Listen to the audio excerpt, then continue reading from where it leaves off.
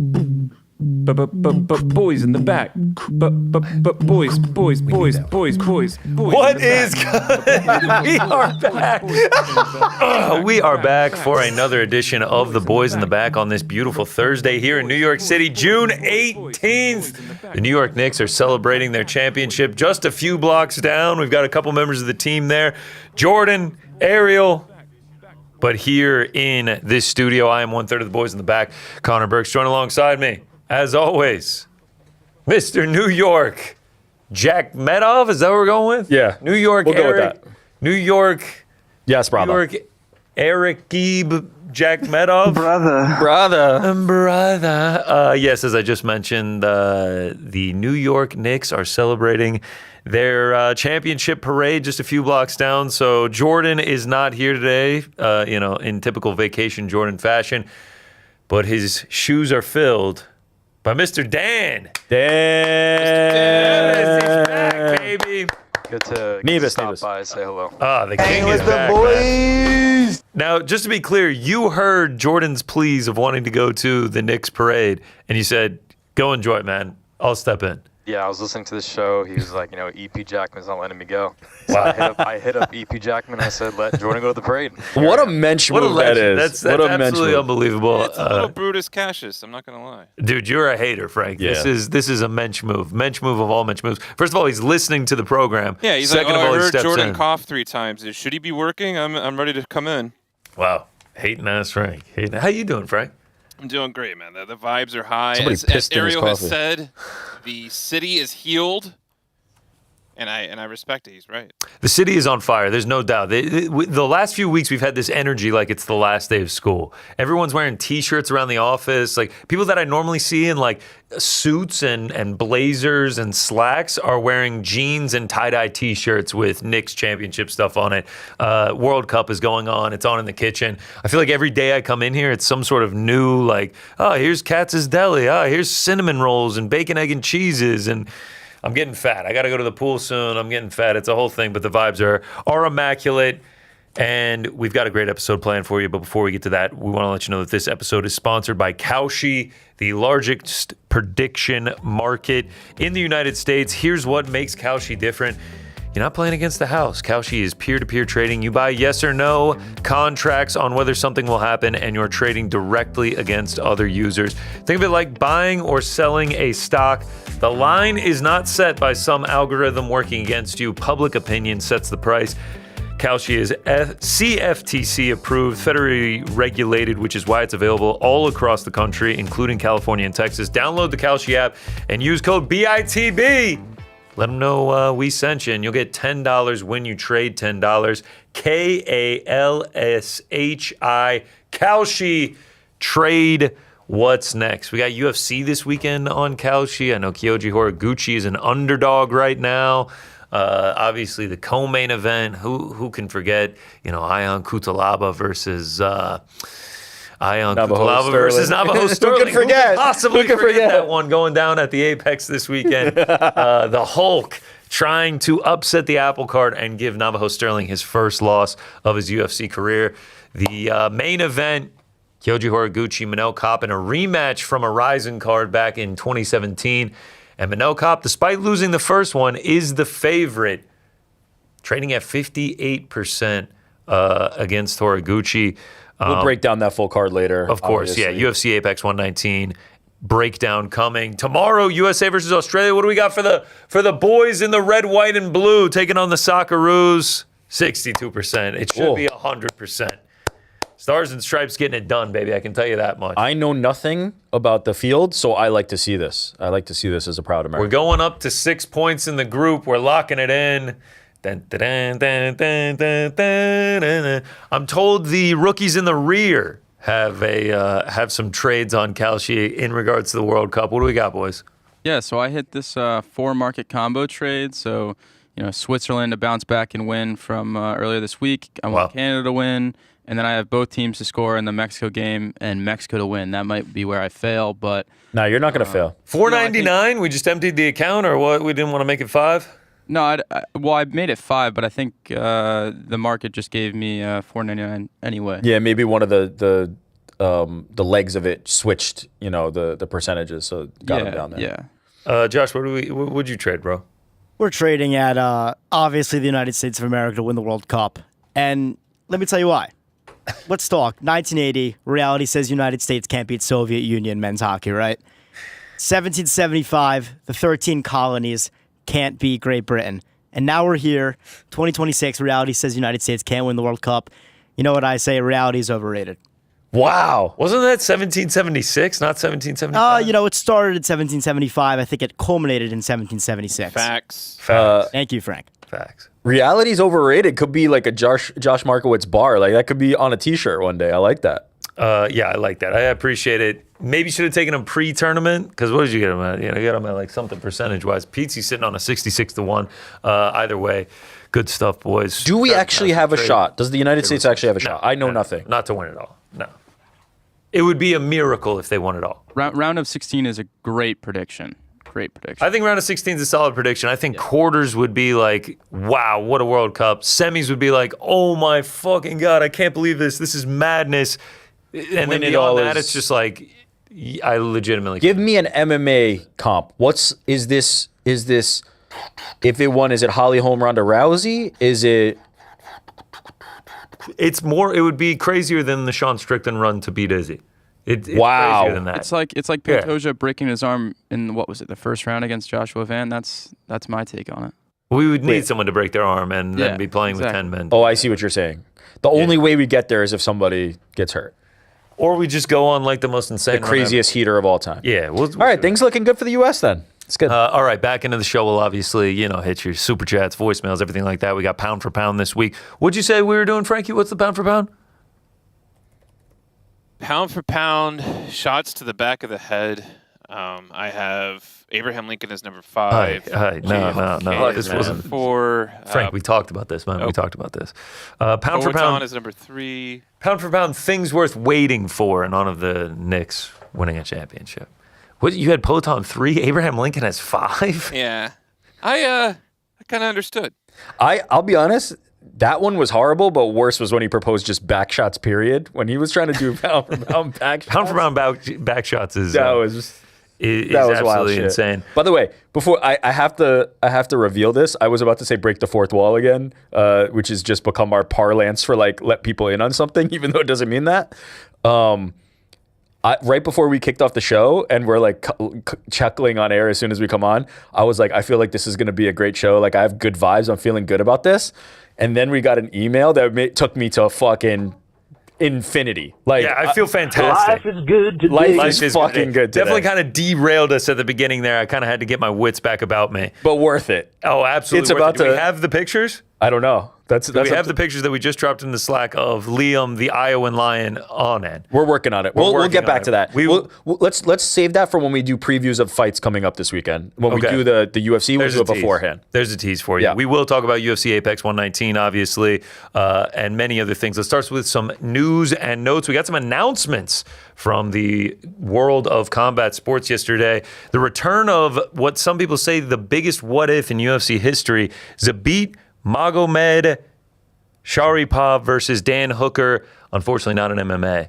It is taking place in ACBJJ. Dan Hooker heading to Moscow. Yeah, well, being reported. I've yet to seen anything officially confirmed. Like they haven't put out a poster or anything, but it seems like everything's moving in that direction. It's being reported. This is why I shaved this. For Zabit. The return of Zabit. It's a combo. It's an Abe Lincoln and a Zabit combination. Like it is starting to trickle back in here. It's coming back in, but not fast enough that people don't still think I'm doing either an Abe Lincoln or a Dagestani beard. But by next week, I think we'll be looking a little back to normal. I just have to get this cleaned up after that. Shout out to Jesse at Level Up Cuts in Massapequa. He'll take care of me. But for now, I'm just walking around chuckling to myself as people realize that I shaved my mustache and not my beard. Has anybody looked at you and you're just like, oh, are they checking me out? And it's just no, they're staring at. Oh no, I'm mustache, beard. A fucking doughy washed dad. Like I definitely am out of the is somebody checking me out phase of my life. I couldn't care less. I'm more getting what I think are like concerned looks about why is this man done this to himself. And I understand them, and it only makes me laugh harder. One other grappling wrestling announcement that we wanted to get to: Tyrone Woodley will be taking on Joaquin Buckley in Cleveland at RAF 12. RAF, man, they've been doing good with the schedule of like getting months in ahead, constantly having good programming, constantly having interesting matchups and everything like that. Like they're booking out the shows, and like they've had a jam-packed 2026 so far. Yeah, and they're doing good work on utilizing some of the star power that some of these UFC athletes have been able to garner during their careers, and then they're transferring it over to their product. And I have to admit, I was very skeptical in the beginning. I just thought, if you're going to just do freestyle wrestling, you want wrestlers, right? Because that's what the hardcore fan base, the hardcore fans that are going to be there week to week are going to want to see the best wrestlers in the world. Then you mix in some of the MMA if you're going to. But they've leaned way harder, it seeming, especially at the top of these events, into the MMA world and into these known UFC products. And it has paid dividends. I did not have faith. I did not believe that this was going to be successful. I thought like the wrestling fans would push back against it, but they're smashing it. They are smashing it. They are smashing it. Those are a couple grappling, wrestling announcements. I want to go back to this past weekend, the White House, obviously a resounding success. Things are starting to come out about how good it was. Joe Rogan was on his show, and he talked about some numbers that would be eye-opening, that would be jaw-dropping if the UFC accomplished them. Here's what Joe Rogan had to say. You're like, why you're working for a cage fighting organization? Why would you do that? Cut to 25 years later. It's on the lawn of the White House, and it is one of the most watched sporting events in the history of the world. Yeah. I don't know what the total overall views are as of now, but I know that it was like well over, I think it was 150 million just by Monday. Unbelievable. Just by Monday. So that's like the night of, and then people that watched the replay that weren't there when the fight took place because they heard about it. But now between then and now we're dealing with Tuesday. Like it's probably another 50 or 60 million people. Yeah. Probably another 50 or 60 million people tuning in. I think the White House card did very well. I think it was a massive success for the UFC overall from a production standpoint, from the actual fights themselves, and to how many people watched and probably how many subscribers signed up for Paramount Plus. I think everyone's probably happy behind the scenes. 150 million is just an unattainable goal for a streaming platform that has 80-ish million subscribers. If maybe he's folding in like some kind of social metrics or something, like maybe somebody offhandedly told him, like Dana White texted him or something and was like, can you believe this? And it included social. That might be possible. It just doesn't seem possible based on the footprint. It does feel very Dana White-esque in the sense of just like Power Slap has more views than every other sport combined on social media, and it has more followers than every other sport combined on social media. And it's like Real Madrid actually has 300 million followers, which is 10x what Power Slap has. I could give them the credit on social and everything like that, but I imagine the views are much closer to 20, 25 mil on an excellent, incredible day for the White House card. I mean, Joe Rogan did say on Paramount Plus. Yeah. There's no way. He didn't say all combinations, but there is just no way. So I look forward to the official announcement from UFC and Paramount Plus on what the numbers actually were. I think, him talking about like what happens the next day and I think we've passed the point where they're going to release numbers. Thursday, yeah. I guess it is Thursday at this point. It's probably not happening. What do you think it did? I continue to say, I thought the Netflix card was going to do better viewership than the White House card. That was my early guess when both those cards were being talked about. If they beat Netflix, I think they would have said. If they punished Netflix, if they pummeled that MVP MMA card and it was 25 million, 30 million, I think we would have heard 2 days after. And so I think they probably either fell short or just, crossed that threshold and are not particularly like, gaga about the number. Famous last words. They're going to come out in 2 days and be like, we did 50 million views and, viewers, and I'm going to have to eat my words. But I just think this is the type of thing, like when Jake Paul and Anthony Joshua do their number on Netflix, when Mike Tyson and Jake Paul do their number on Netflix, you hear about this 2 days after. Like, it is instantaneous, right? You're either tracking on Nielsen, which you have to kind of like get into, or you're releasing internal numbers that are not verifiable most of the time because it's a private company. And so I don't know. Like at the end of the day, I don't think the viewership matters that much. It was a huge win for the UFC regardless of the viewership. Like there was enough buzz about it. There was enough outcomes from it that people were excited about that I don't think the viewership matters much. But my inclination is we would have heard a lot more leaked out or even in partnership with that report from SBJ yesterday than download numbers if the viewership was what they wanted it to be. I will point this out. Like I was just looking up when we got the UFC 324 numbers because obviously those were released pretty soon after. And I just typed it in on Twitter. You know, search function isn't great, but Luke Thomas tweeting earlier today. After UFC 324, the debut on Paramount Plus, we got the numbers from Paramount on Monday, about 48 hours afterward. Yeah. For the MVP event, it was about 72 hours afterward from Netflix. We're past both of those thresholds with this. Again, I don't see any way the number isn't big, but it's noteworthy. We're getting app downloads before viewers. I think it was a big number, but I am very curious as to what it's going to be. I hope we do get it. I feel Luke described that perfectly. I feel exactly the same way. The fact that it wasn't, holy shit, we did this, tells me that they're not that excited about it. Yeah. We'll see what happens. If you're watching on Yahoo Sports Network on Fast, we'll be back in just a couple minutes. For those on YouTube, don't go anywhere. And we continue now here on YouTube. Still, getting used to that, working out the kinks. We roll along on news and notes. Daniel Cormier, obviously a big news maker on Sunday night before the White House card started, as he got hacked on Twitter and images were revealed that now have been said to be fake of a conversation between him and Eric Trump about potentially betting on fights, injured fighters, fights being rigged. DC has come out vehemently against this to the point where he had to go live on his YouTube yesterday. Here's a clip of what he had to say about what happened. I get to the UFC on Sunday. Two of the UFC social media people are telling me, we were just talking about you. And I said, about what? They said, you and Eric Trump. And I was like, what about me and Eric Trump? Guys, this is at 6:30 p.m. on Sunday night. I go to the event and they're telling me, they're talking to me about something that I have no idea that is going on. I have no idea how long it was up. I have no idea how long it had been taken down.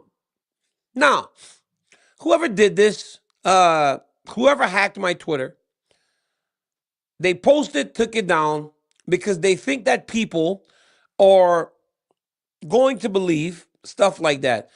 At the end of the day, I would never do anything like that. I would never engage in those conversations. I would never go to Twitter and post that after engaging in those conversations. I just wouldn't do that. It's not what I do. Yeah, I mean, it makes sense what he's saying. Like, I believe Daniel Cormier when he says these things that he was just hacked. He talks later on in the video that he had to work with Twitter to get his account back. He wasn't able to get it back until yesterday morning. I think it was likely someone hacking him and raising a fuss. It never made sense. It never made sense to be Daniel Cormier from the perspective, and he also goes on later in that video to talk about why it doesn't make sense, which is Daniel Cormier the guy who we would point to and be like, yes, Daniel Cormier, though, is the one who's going to get out in front of this and stand up for what's right and do this thing and make this proclamation. Meanwhile, he's sitting at the White House, going to be around the president, the Eric Trump as well, and others in the next few moments that this is happening. Like, it just never made sense that all of a sudden Daniel Cormier was going to do this. It just doesn't align with kind of what he's showed us so far, nor like the timing of it to be like, I'm here right now and this is what I'm going to do to just stand up for it. It always smelled fishy. It never made sense. I think it's a lot more fun and salacious for people to be like, oh, Daniel Cormier did this, without thinking about like, does it really actually make sense that Daniel Cormier would have done this? Yeah. On Sunday night when it got released, obviously people were coming out and being like, yo, I saw the tweets. He tweeted that shit. And like, you have the screenshots and everything like that. And so like, it's easy to be like, well, did he tweet that? Like, why would he do that? But like, and like the fact that it was like Eric Trump, I mean, this would have made national news if this ended up being true, but got hacked. Because I really stopped believing it when he tweeted out, he was like, are people really this dumb? I do feel like he should have just been like, guys, I got hacked, chill out. Yeah. He was like, are people actually this dumb? And then more hacked tweets came during the fight card. That's when I was like, all right, this obviously is not real. So shout out to Daniel Cormier. Yeah. It's a sucky situation, but I think the fact that like it kind of blew over quickly says like nobody took it truly that seriously. Speaking of the White House card, Cyril Gane, he was here in New York for France-Senegal a couple days ago at the World Cup. He has now arrived back in France to a hero's welcome. Fans waiting for him on arrival. Look at that. We got some big fat heads. I love how he's got the UFC 250 belt. Yeah, where's the belt? Nah, fuck that. We want the Freedom 250 belt, baby. Signing autographs, taking selfies. Says it's a bit crowded, super nice. They woke up early. It warms my heart. I like when the fighters go home to their home country. See them happy, you know what I mean? France still looking for that first undisputed champion in the UFC. Could it be Cyril? We'll find out. I think he's got the best shot out of anybody, right? Like Manon Fiorot had a really good opportunity against Valentina. Obviously, BSD is somebody who I think we think could be at the top of the lightweight division at some point. But I think Cyril's got the best shot, right? Like in my mind, the only one I can think of is BSD if he gets a big one over Paddy Pimblett next month.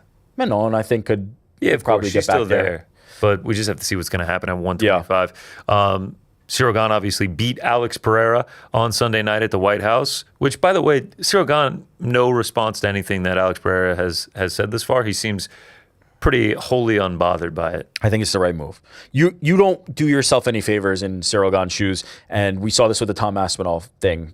Although I will say the sentiment, the energy that fans had toward Tom versus the energy fans have had toward Alex is very, very different, right? As soon as Tom came out and was like, damn, this guy cheated and really fucked me up. Everybody was like, boo, you pussy, I hate you, you're fucking terrible, you can't fight. And then when Alex was like, there's some people who are like, yeah, Alex is making excuses. Yeah, but then there's a lot of like cope, cry. Half, maybe. But then the other half is like, fuck Cyril Gane, you're a fucking cheater, you're a piece of shit.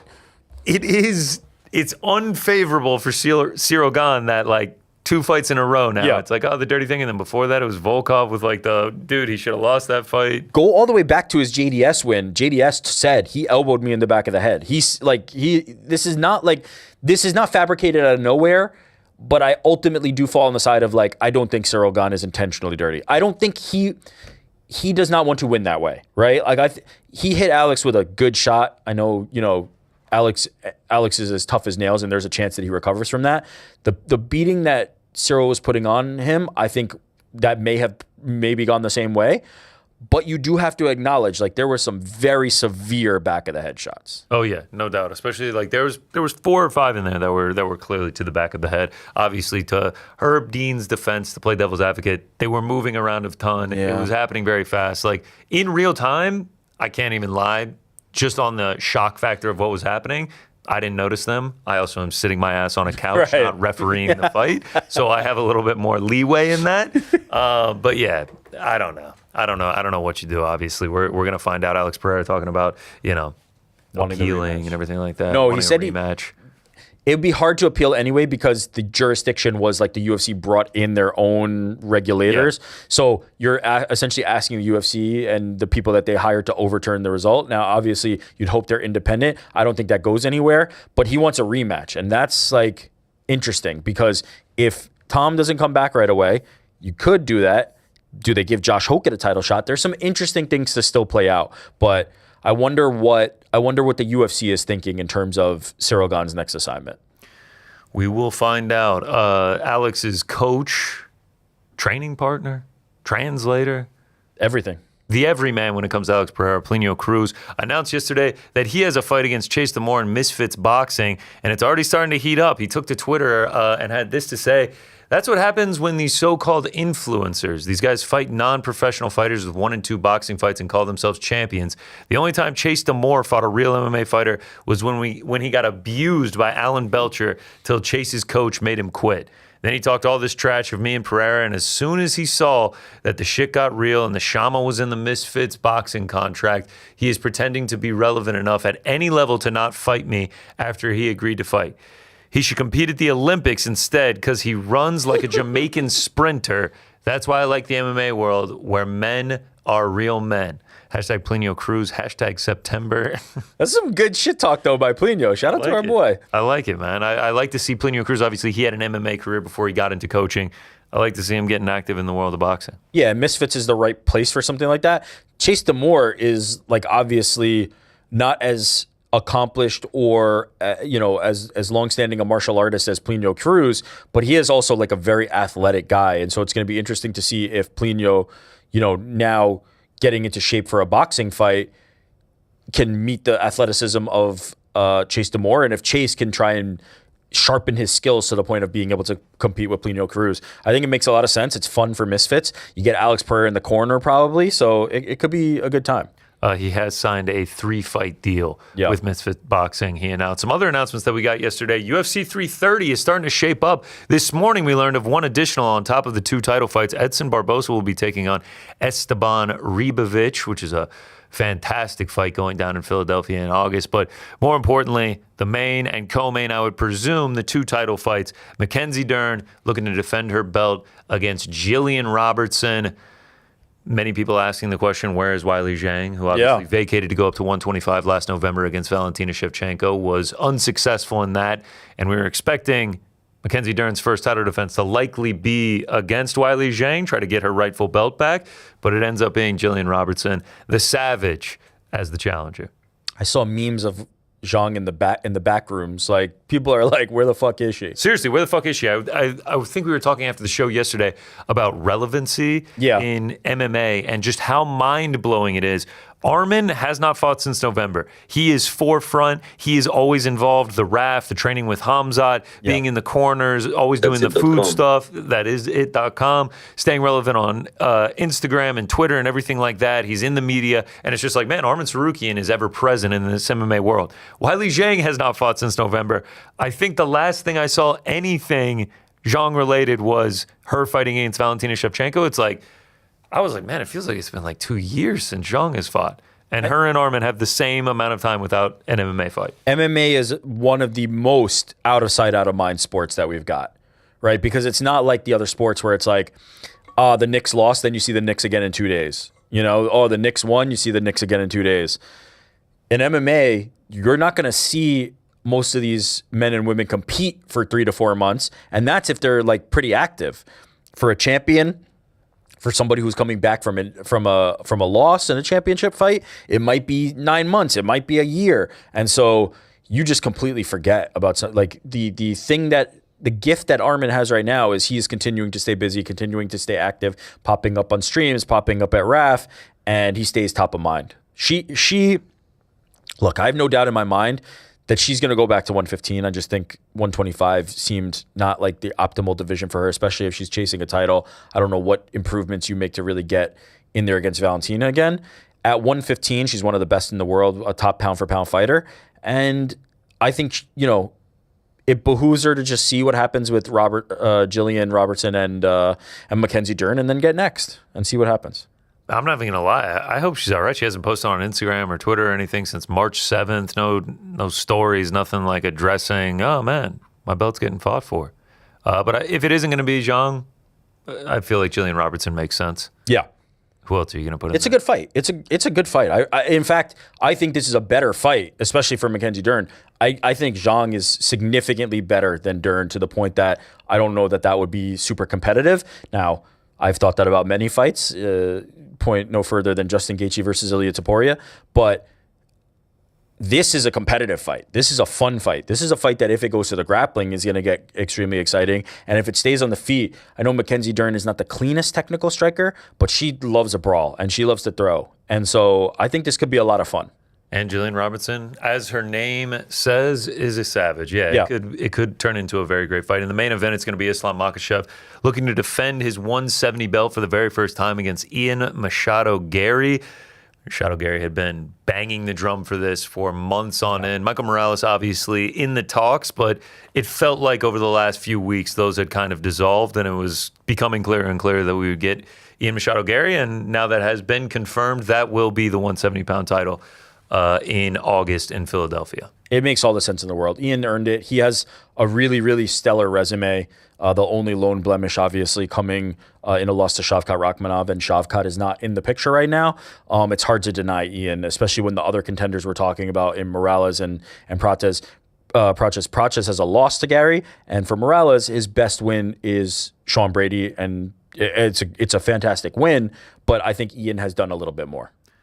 Would you be upset had Michael Morales got it? No, I advocated for Michael Morales to get it. I was the one saying, I hope Michael Morales gets it. And not because, again, deserves is not a thing that exists in MMA. This idea that like you get it, a title shot of merit. It's a combination of like merit, entertainment factor, popularity, all those things.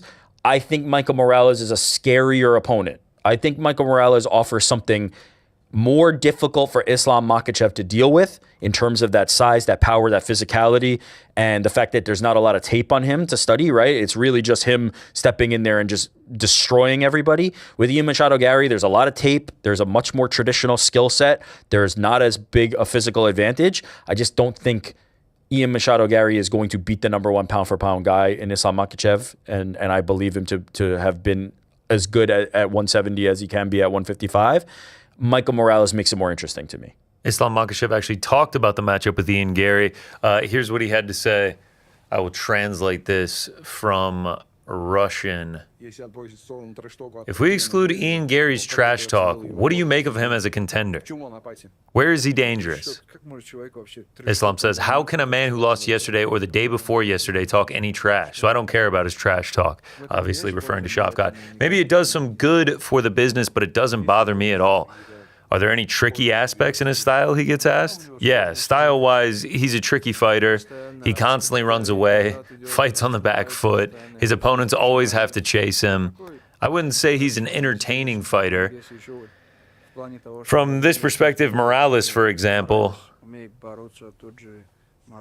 he can wrestle, he goes forward. But going forward has nothing to do with Ian Machado Garry. So, yeah, he later gets asked, he's working on his takedown defense. He's like, yeah, Jack Della Maddalena worked on his takedown defense too, and I went 5 for 5 on takedowns. By the way, brother, that's what Islam's going to say when Ian starts running away in the octagon. I don't think that Islam necessarily is forced into a situation of taking down Ian Garry. Like, I think his striking is on par with anybody, to the point that I don't think that if this becomes a striking battle that I necessarily favor. I probably give Ian a little bit of an edge, but Islam's skill is that he's absolutely incredible everywhere, whether it be in the grappling or in the striking. I think he just has a little bit of a advantage in all different places, but I think Ian's going to have to come to him. I don't think Ian can just be on the back foot and trying to counter, because if you play that game with Islam Makhachev, he's going to find ways to kind of control the action. Islam Makhachev is on one of the greatest winning streaks we've ever seen. He's now a 2-division world champion. He's the pound-for-pound #1 fighter in the world. Without a shadow of a doubt, I favor him to win the fight. I immediately am just like, I think Islam Makhachev is going to win that fight. But after what we've seen over the last month and just throughout the history in mixed martial arts, you cannot count anyone out, especially when Ian Garry went against an undefeated killer in Shavkat Rakhmonov, who had finished every single person that he had fought. He was the first one to go to a decision with him, and he lost 48-47, an incredibly close fight to Shavkat. So I'm not counting Ian out when it comes to this fight. Also, the Carlos Prates fight, everyone was like, watch out for the bomb, watch out for the bomb. Like, if you strike with him, you're going to get knocked out. For 4 rounds, he was piecing him up. It was almost just like, what am I watching? What is wrong with Carlos Prates here? I don't understand what I'm watching. Obviously, that 5th round, Carlos Prates looked like he had him dead to rights, crawling to the side of the octagon. If he had potentially had more gas, he could have finished him. Some people think. I tend to agree, but I'm not counting Ian Garry out of this fight. Like, I think it is a fool's errand to just be like, nope, no chance. Doesn't stand a chance. He has a tough test because he's facing the #1 pound-for-pound guy, and a guy who, as you said, is on like a generational type run. But the thing that you guarantee with Ian Machado Garry that you don't guarantee with everybody else is he will show up every single time, right? That's a thing, and that's an underrated capability. Like, there are no excuses when it comes to Ian Garry. He's of the early Conor McGregor build. I know there's kind of comparisons between him and Conor early in his career just because of him being an Irishman. They don't fight alike. They don't really carry themselves alike. They're completely different. But the thing that he has that early Conor did have as well, which is like, tell me the date, tell me the name, and I will be there and you'll get the best version of me. And that's the type of thing that not everybody can say, right? Some guys, I had a bad night, this and that. That's not the Ian Machado Garry way. So he will be there on August 15th and he will give Islam Makhachev his very best effort, the same way he gave Shavkat Rakhmonov his very best effort. And it's either going to be enough or not. I lean toward it not. But as you said, we've seen enough crazy shit that like this is not one of those that would make me go, no way, impossible. And we've just seen the impossible, right? Well, you mentioned Conor McGregor and being willing to accept. He actually sat right here on Tuesday and was asked about Carlos Prates getting offered to him. And he was just like, no, yeah, I took it. And they just like didn't go through with it. I think they were trying to work me out of the division, get me to not accept the fight. And I was just like, yep, nope, send the contract and I'll sign it. And they never ended up sending it. Speaking of Conor, Islam Makhachev's coach Javier Mendez was asked about the potential of going from one Irishman to the other if he's able to beat Ian Machado Garry. Here's what he had to say on Submission Radio. You know, just how big do you think that fight would be? I mean, probably going to be the biggest fight in UFC history, right? It could very well be the biggest fight in UFC history if that was to happen. So, to be honest with you, he brings so much to the table that if I had to want a wish list, that's the one, because I want to get that one. If you're watching on Yahoo Sports Network on Fast, we'll be back in just a couple minutes. For those on YouTube, don't go anywhere. Javier Mendez obviously would be excited about that fight. He says it would be absolutely massive. You know, it would almost be like a Khabib too. Now, obviously, Conor McGregor has to beat Max Holloway before that can happen, fighting at 170. But do you think that is actually a real possibility of Conor McGregor fighting him? I don't think it's a possibility as long as Islam is champion. And we'll talk about this in a little bit when we start talking about Conor and Ilia. The all signs point for me toward Conor McGregor leaving the UFC. Or at least, sorry, that's not accurate. Conor McGregor sat here with Ariel and said he loves the UFC. He hopes it's with his next contract's with the UFC. All signs point to Conor McGregor testing free agency. That's what all signs point to. I don't expect that Conor McGregor will sign a new deal with the UFC before the conclusion of his 2 fights. He will finish his 2 fights and he will be a free agent on the market. At that point, it's up to the MVPs of the world, the boxing promotions, everybody who wants to be in the Conor McGregor business to come to him and say, this is the best we can do. Can we get you? BKFC included, right? BKFC is a promotion that he has ownership stake in and has talked about wanting to fight for. I think all the suitors will be out there. At that time, the UFC is going to have to come to the table too. And there's a chance that the UFC gets him to sign after that. But I don't think they always try to sign their fighters before their contracts are up, especially their big name fighters. And I don't think they will be in that scenario with Conor McGregor because there's just so much potential value out there in free agency for him. So he will test that market. He might still end up with the UFC. Again, I do not know that this is Conor McGregor's these 2 fights will be Conor McGregor's last 2 UFC fights, but I do think that he will fight these 2 out and get an offer from everybody else, including the UFC. And so, in saying that, you as the UFC cannot give Conor McGregor a title shot in the final fight of his deal. They've gambled with this before. They've rolled the dice with this before, and you cannot do it. Where if Conor McGregor beats Islam Makhachev, or let's call it Justin Gaethje, right? Like any of the champions, like around a weight that he can fight at, and then walks out the door to MVP or somewhere else, right? BKFC, it doesn't even matter. Pick a promotion, pick a thing. PFL. Walks out the door with the UFC championship to these promotions, it would be an absolute fucking disaster. They could never have that happen, and they never will. And so if Conor McGregor, it's really up to Conor McGregor. If Conor McGregor is on a path toward that free agency, he will not be getting a title shot. If Conor McGregor says, let's re-up before the contract's over, or not looking for opportunities that are not title shots, Conor McGregor's totally in control of his destiny. UFC is going to be on board. It's no problem. So long way of saying, Conor McGregor will not fight a champion as the last fight on his contract, and Islam Makhachev presumably will be champion, so he will not fight him. Let's get into some of those other matchups. But first, with all this Islam talk, I did want to just point out that video looked eerily familiar with Islam talking there. Yeah, like if you just... What do you mean? I mean, it's just... If you take it, it looks very similar. I don't know what it is. Me and Islam? What is it? What is it, Frankie? What is it about him? It's like, is that Rick? What's the upkeep, you think, for Islam? How often does he have to? How often does he have to shave that thing? I mean, you just look like a more like disheveled version of Islam. Oh, thanks. But brother, yeah, I can't wait for this era to be over. I don't know how they do it. It just doesn't suit me.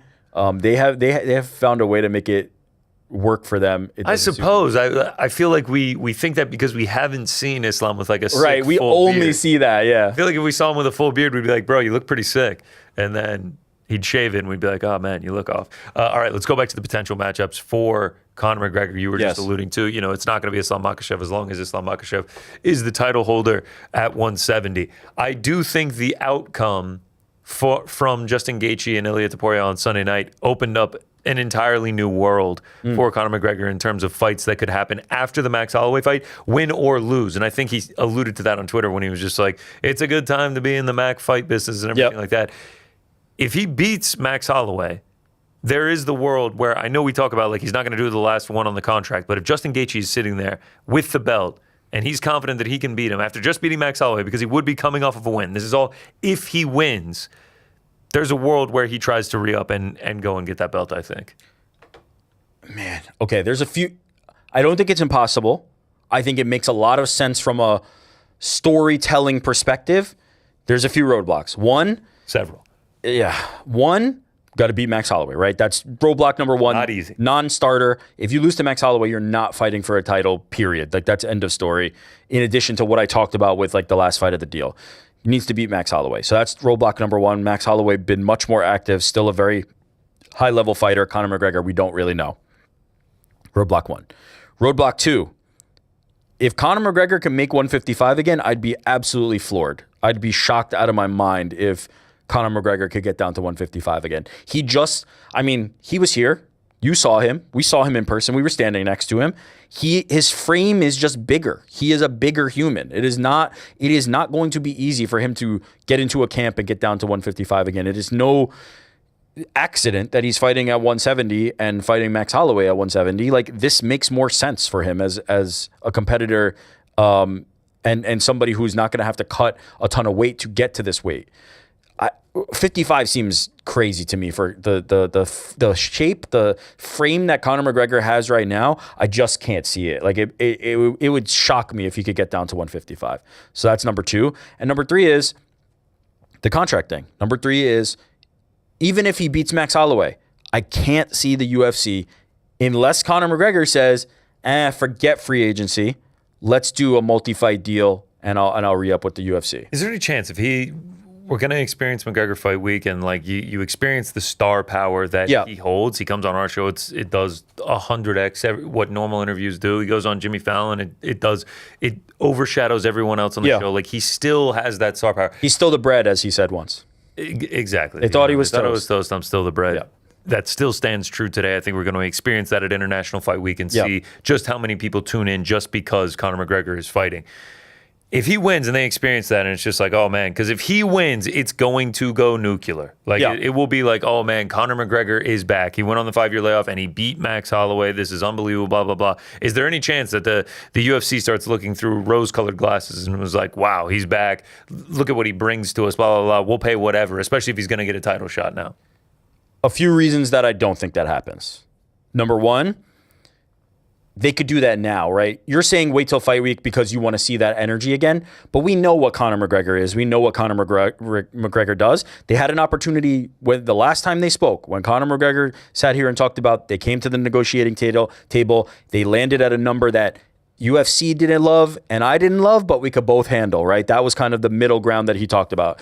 And it made them both happy and uncomfortable at the same time. Nobody won that, right? Nobody walked away feeling like we took advantage of the other side. They felt like they met in the middle on it. They could have offered him the one that made Conor McGregor happy. They could have offered him the one that said, don't look anywhere else. We want you forever. Here's that deal. So they could have already done that. That's number one. There's no time that they couldn't have renegotiated. Number two, how many Conor McGregor fights do you expect to have if you're the UFC, right? These may be the last two. Maybe there's 3. Maybe there's 4. You're constantly doing this gamble and this mathematics as the UFC of how many do we actually think we can get out of this person? Conor McGregor hasn't fought in more than half a decade at this point. You're not getting many Conor McGregor fights as it is. And now you're hoping to say, let's sign long-term and get 4 more out of it. the odds of that happening just feel very slim based on recent history. And then number 3, which is the most important in my mind, Conor McGregor is extremely valuable. He is the hottest property in combat sports. Anybody who tells you otherwise is lying or an idiot. Conor McGregor would be the biggest name in boxing, MMA, pick a thing. Conor McGregor would be the biggest name in it. But he is more valuable to BKFC, to PFL, to MVP, to pick a promotion than he is to the UFC. That's just flat out the case. The UFC has so many other fighters. The UFC has such an aggressive schedule. The UFC has so much upfront money that the Conor McGregor part of their business is not as crucial for them as it would be for somebody else. And when you get into that scenario, that means that that other party is willing to overpay, right? That other party has to come to the table with something more significant so that they could steal Conor McGregor away and they get to reap the benefit of that. So his value to everybody else out in the marketplace is so much higher, is so much more significant because of the things that he could do for their promotion. Whereas for the UFC, don't get me wrong, you want to be in the Conor McGregor business, but it's not as essential to them for their growth as it would be to somebody else. Okay. Now that Ilia has lost the belt, yeah. If Conor McGregor loses yep. Max Holloway, he still has the one fight. He said it's going to happen in April of 2027. Says he already has a date. Who could that be against? Is a Paddy Pimblett an option? Is a BSD an option?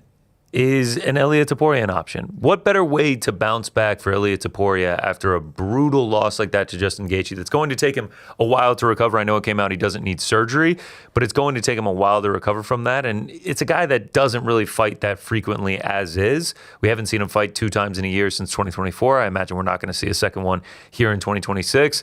The timeline kind of lines up, the rivalry kind of lines up, the star power lines up, and the fact that Ilia Topuria doesn't have a belt, it feels like the perfect outro to Conor McGregor in the UFC, the perfect return to the octagon for Ilia Topuria. It could not line up more perfectly. Earlier this week on the show, I said it was a best case scenario for Ilia Topuria. A bit of hyperbole, a bit of truth. He will return and be okay. Best case scenario is obviously you keep winning until you're 35-0 and you go off into the sunset as a quadruple champion. Ilia Topuria at 185 gets the belt. That's the best case scenario. It is, but I had the assumption pre-built that will never happen because you really just can't do that in that sport. Khabib is the one. John Jones, I mean, there's one on the record and then there's the one off the record. Yeah, Dominic Reyes. You said best case scenario. It really is just he will be all right. He will be all right, but here is the silver lining part, right? That's the better way to phrase it. There's a silver lining to this, and here is the best case scenario. If you had won that fight, you don't fight Conor McGregor. As I've laid out, if Ilia Topuria was lightweight champion, you're not fighting Conor McGregor. That is just how that's going to go. I'm predicting that now. If I'm wrong, if Conor McGregor re-ups with the UFC and fights for the title next, I'll eat crow all day, and I'll be happy to see it because that would be a massive fight. I don't predict that will happen, and you wouldn't be getting that fight. This fight now makes the most sense for Ilia Topuria, and the UFC, quite frankly. For Ilia Topuria, as you said, coming back from the first defeat of your career against a guy who has not been that active, right? If he gets the win over Max Holloway, you already have a win over Max Holloway, right? That's not a guy that if he gets the win over Max Holloway, all of a sudden you're quaking in your boots and going, oh, Conor's back and I'm terrified. You took Max Holloway out in a way that nobody else had ever done it before if you're Ilia Topuria. So you're stepping in against a guy who would have beaten a common opponent, but you beat that guy bad. Like you beat Max Holloway bad. Secondarily, it's a guy who has, as we said, been inactive, right? And so now you're somebody who's been training, making this ascent in all the time that Conor McGregor's been out. For the extent of basically the last time we saw Conor McGregor, you've had your entire UFC career and become a star in that time. And so you've been the more sharp fighter, you've been the more active fighter, you've been the more prepared in this game. It feels like a perfect bounce back. And then from a UFC perspective, what better way to say you believe again in Ilia Topuria, right? To double down on the fact that Ilia Topuria is one of your biggest stars and give him the opportunity to launch from, like if this is the Ilia Topuria graph, right? We're going up here. The Gaethje takes you down like this. But if you hit Conor McGregor fight and win that and knock out Conor McGregor, you may have even like made the climb sharper from where it was when he was just champion. Like there's a world where he becomes a bigger star off a Conor McGregor win that he would have over whatever the next title defense after Justin Gaethje would have been. unless it's Islam Makhachev maybe.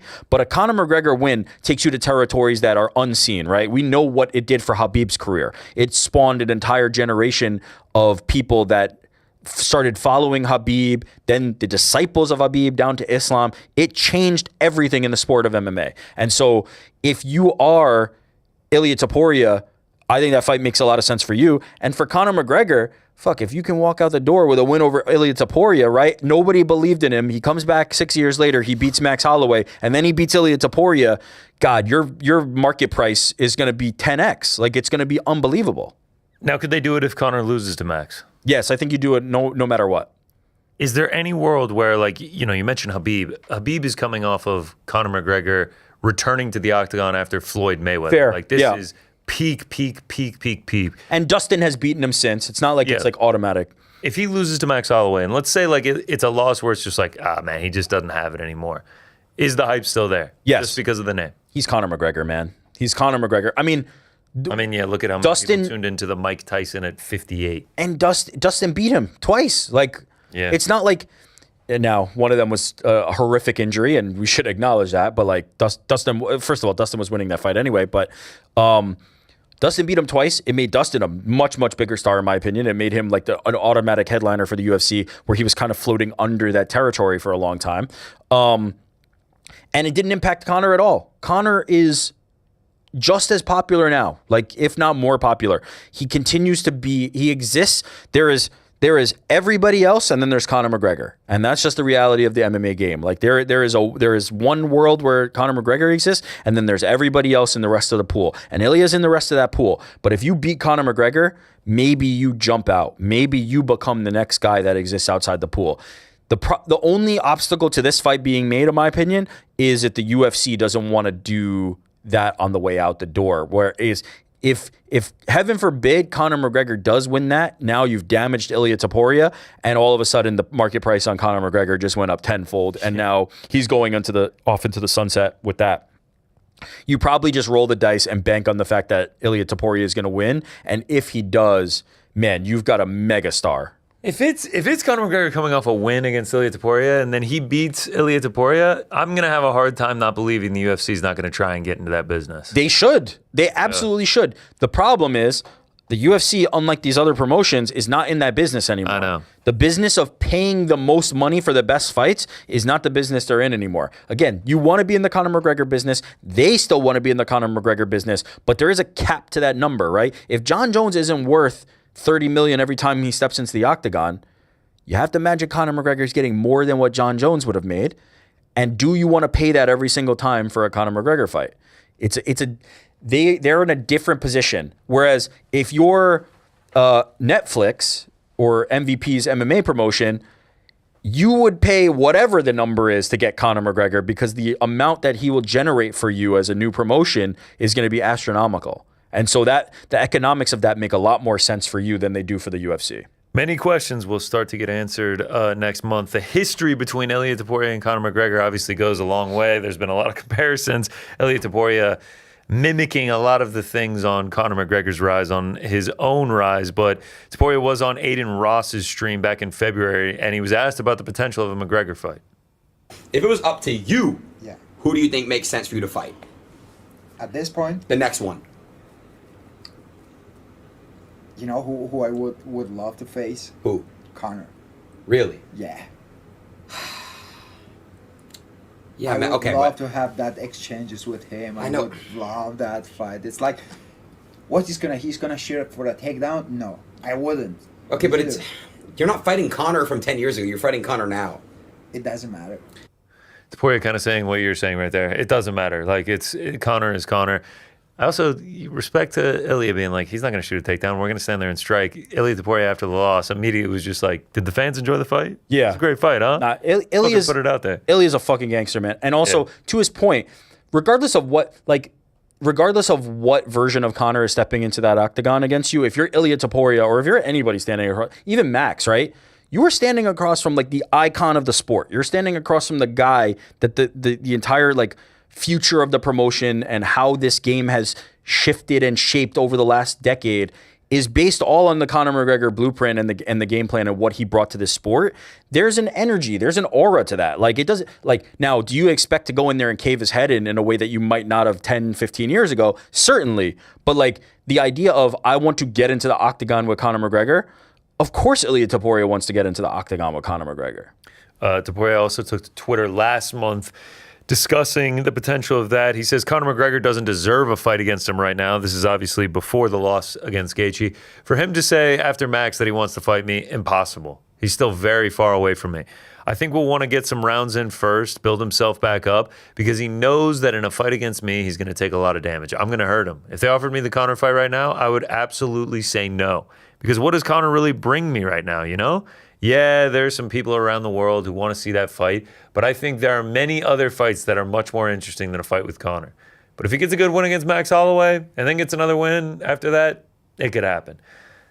I think him losing to Justin Gaethje brings that much more down to the middle ground of, if Conor McGregor gets a win over Max Holloway, he got that battering from Justin Gaethje. It makes perfect sense. I couldn't agree more. It's interesting that he seemed to like cool on it a little bit, but then at the end leave the door open for it. I think he's probably just, you know, promoting in the way that was smart to do.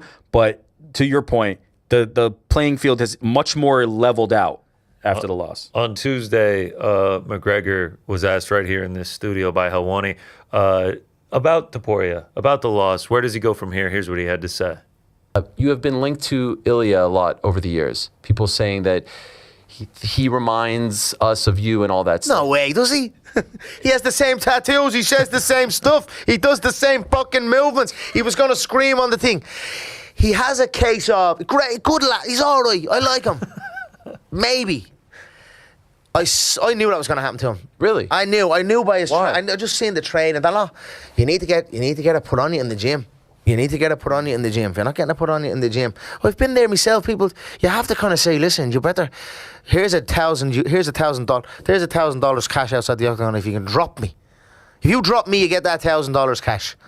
You know what I mean? It's the type of stuff you need to be doing. You need the guys coming at you. You do that. To an extent, yeah. To an extent. You need a bit of both. But there was too much the other way. Walking forward with their hands down on the opening bell, you're going to get walloped. He's a bit flat-footed. He has his areas. He's not fully complete. He's not a full complete fighter, but he's good, and he can make inroads. His face will have to heal for sure. His face, I'd say, is smashed up. And there you go. What else? What were we going to say? What I was going to ask was, what would you say to him? Because you've been there before, where it felt like everyone. Well, I've not been there. No, we only bled my blood once inside the octagon. I've only bled my own blood once. So I've not been in that situation. He's got banged up bad over the course, which caused him to quit. It's going to be a dark place that he's in right now. He's going to have to dig deep. Can he do it? I think he could. I think he could do it. You know, there'll be motivation to do it. And I wish him well. These sentiments are changed from the days of busting open the beer can, top tour, elite top tour, I'll slap the head off them. Like, this seems, both the guys feel like they're coming more back to even keeled on the potential of this. Also, shout out to McGregor being like, does he really remind you of me? He's got the same tattoos. He shakes out the same way. He's about to scream on the way and shit. And then he's just like, he's a great, good, he's he's all right. I like the kid. Maybe. It's just like falls off a cliff. Ridiculous. But yeah, so like he's got words of motivation for him, words of inspiration, and knows he's going to be in a dark place, and it feels like he's encouraging him. Well, and he said, I think he can do it, right? Because he could have said, nah, I don't think he's mentally like that, right? Look at him, he's done. He said he quit. He said Ilia Topuria quit. And so it could have gone where he said he quit, and I don't think he'll ever be back because I don't think he's mentally meant for this. But he said he believes he could.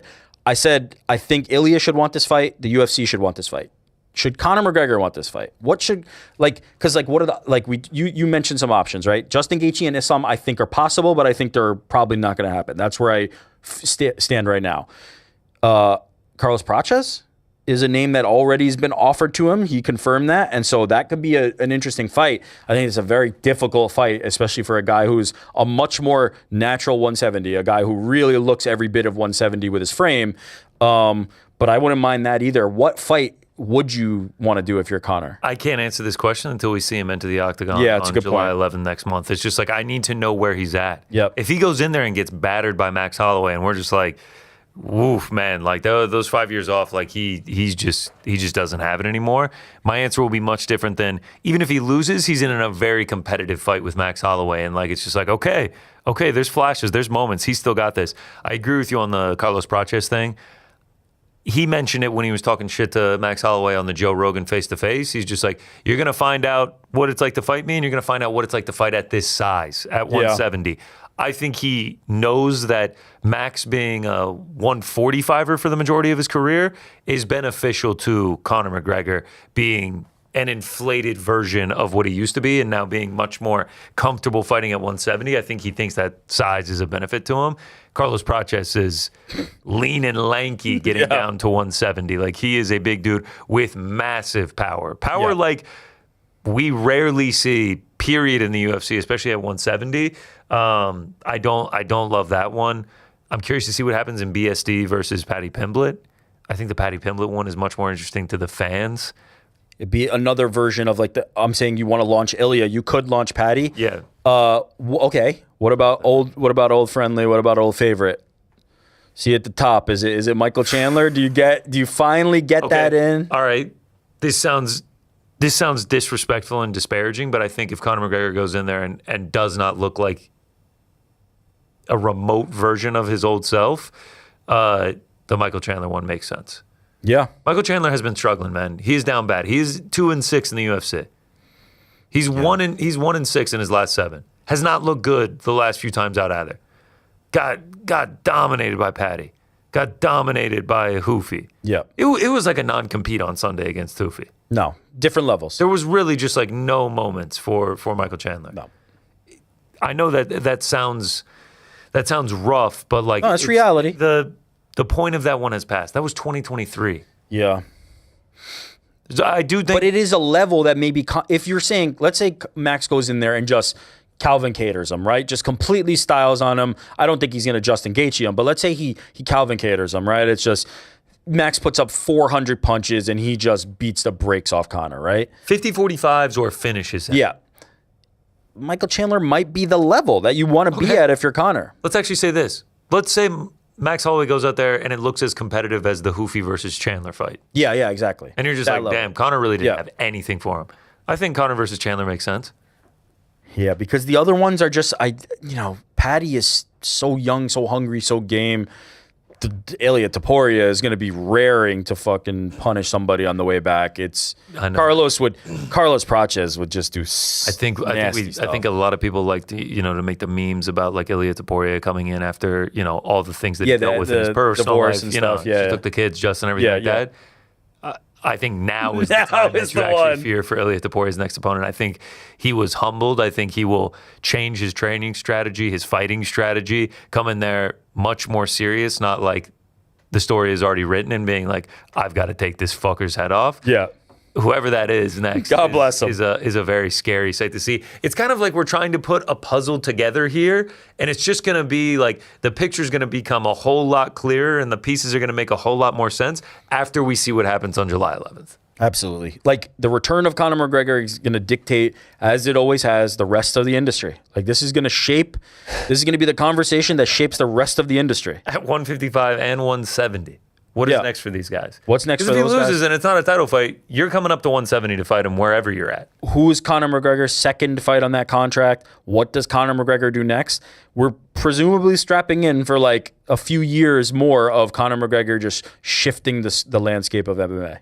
It's going to be fascinating to watch. It is going to be fascinating to watch. But that's not till next month. That is not till July 11th, as we've been mentioning. We've got UFC Apex 119 this weekend that we got to break down. If you're watching on Yahoo Sports Network on Fast, we'll be back in just a couple minutes. For those on YouTube, don't go anywhere. And we're still here. We're Before we do the preview. Hanging with the boys. Yeah. Before we do the preview, please. Did you see Conor McGregor playing touch butt in the park? Oh, yes. Great point. Yes. Shout out to Addison Posey on TikTok. I guess these people were literally just chilling in like, this is Central Park. And then Conor McGregor started pulling up and doing like some stretching, some Tai Chi. Okay. Look at this man. He will never go down to 155 he's again. fucking huge. He's massive. Oh, join the Joined in the sesh. Shout out. Damn, they got a pick and everything. Shout out. It did feel like there was a good amount of people there. It felt like they were really the only ones. They were the ones who like noticing. tracked, right? Yeah, they were like, oh, like the pan to the kid's face. Hey, shout out. Can I just say it's a little bit hard to. This almost like doesn't look real. It just looks like a normal dude that was just like with them. It is a little bit hard to miss the guy with the giant gorilla and tiger tattoos all over his body. Also, he walked in here like the. Do you watch? I Think You Should Leave. Yeah, of course. The what is it? The crooner? The driving crooner. The driving crooner with the hat and the cigar and everything. Yes. That's what he looked like when he walked in. Like, yeah, so you're not a fan of the hat, huh? Dude, for a guy that has such good suits, like he was swagging out more on Fallon than he was on. He looked great. I thought he looked great both, but the hat. I've just never seen him with the hat. Like he's always sans hat. Conor McGregor just shows up in Central Park. Yeah, and he's just like, yeah, let's do it. Yeah, the gigantic gorilla tattoo. Josh dropped in the fucking. Is it what is the? I need the exact name. Crooner. I think you should. It is the driving crooner. It's just the driving crooner? Yeah. Yep. Shout out to the driving crooner. Shout out to Tim Robinson. Shout out to Tim Robinson, and I think you should leave. Shout out to Tim Robinson. Honestly, before we get to the Apex card, yes, there's another fight going down this weekend that we have to shout out. Tomorrow. That's on the LFA card. Tomorrow night, LFA 235, Stewart versus Havener, but we don't really care about that. There's a different main event. We care about Louisville, Kentucky. The main event of the weekend, the people's main event, everybody's main event. That is Todd Pickett, undefeated Todd Pickett, taking on Liam, the Iowan Lion, Nunn. And I have to say, sorry if I butchered that name first and foremost. Secondly, dude is in unbelievable shape. We got an 8-pack. We are looking fantastic. Yes, we are all Iowan Lions this weekend. Look at that. Todd Pickett don't stand a fucking chance. He's cooked. He is cooked. Look at that size difference. Yep, we got the this. Iowan Lion, man. Svelte, looking big, man, ready to roll. But most importantly, can we do a zoom in on the pants? Oh, baby, the Iowan Lion! Representing uncrowned BITB. LFA 235, people, is appointment viewing tomorrow. Look at it. First, we're bearing the lead here. Can we get some fucking Iowan Lion merch? Are it you is looking kidding pretty me? good. Bro, we didn't know it was a pink and blue and black color scheme. We would have changed the colors for you. He's got the uncrowned. He's got the BITB on the hat. He's ready to fucking roll. Shout out to Liam Anand, the Iowan Lion. LFA 235 tomorrow.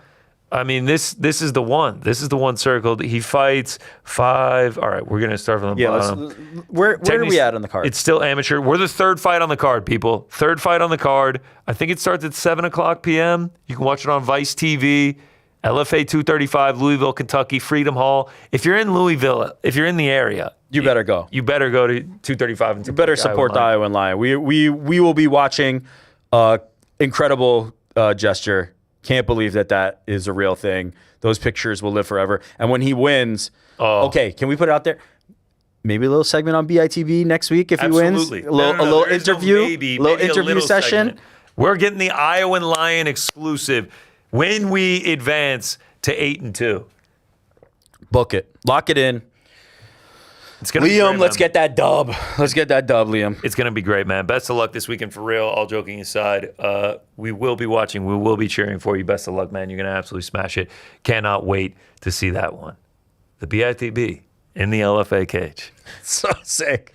Shout out, man. Shout out. All right, let's go to UFC Apex 119 main event. Fantastic main event. Manel Kape taking on Kyoji Horiguchi, a rematch of a fight that we saw take place on Ryzen New Year's Eve card back in 2017. Kyoji Horiguchi came out victorious by a third-round head and arm choke. Now they rematch here in the UFC with massive implications on the line, man. Before we get into the fight, do you think winner of this should be next after Pantoja? After Pantoja, yes, but I do think Pantoja has to get the next shot. Of course. It has to be Pantoja. Like, unless for some reason he can't, Like, we need the resolution to the Josh Van Pantoja thing.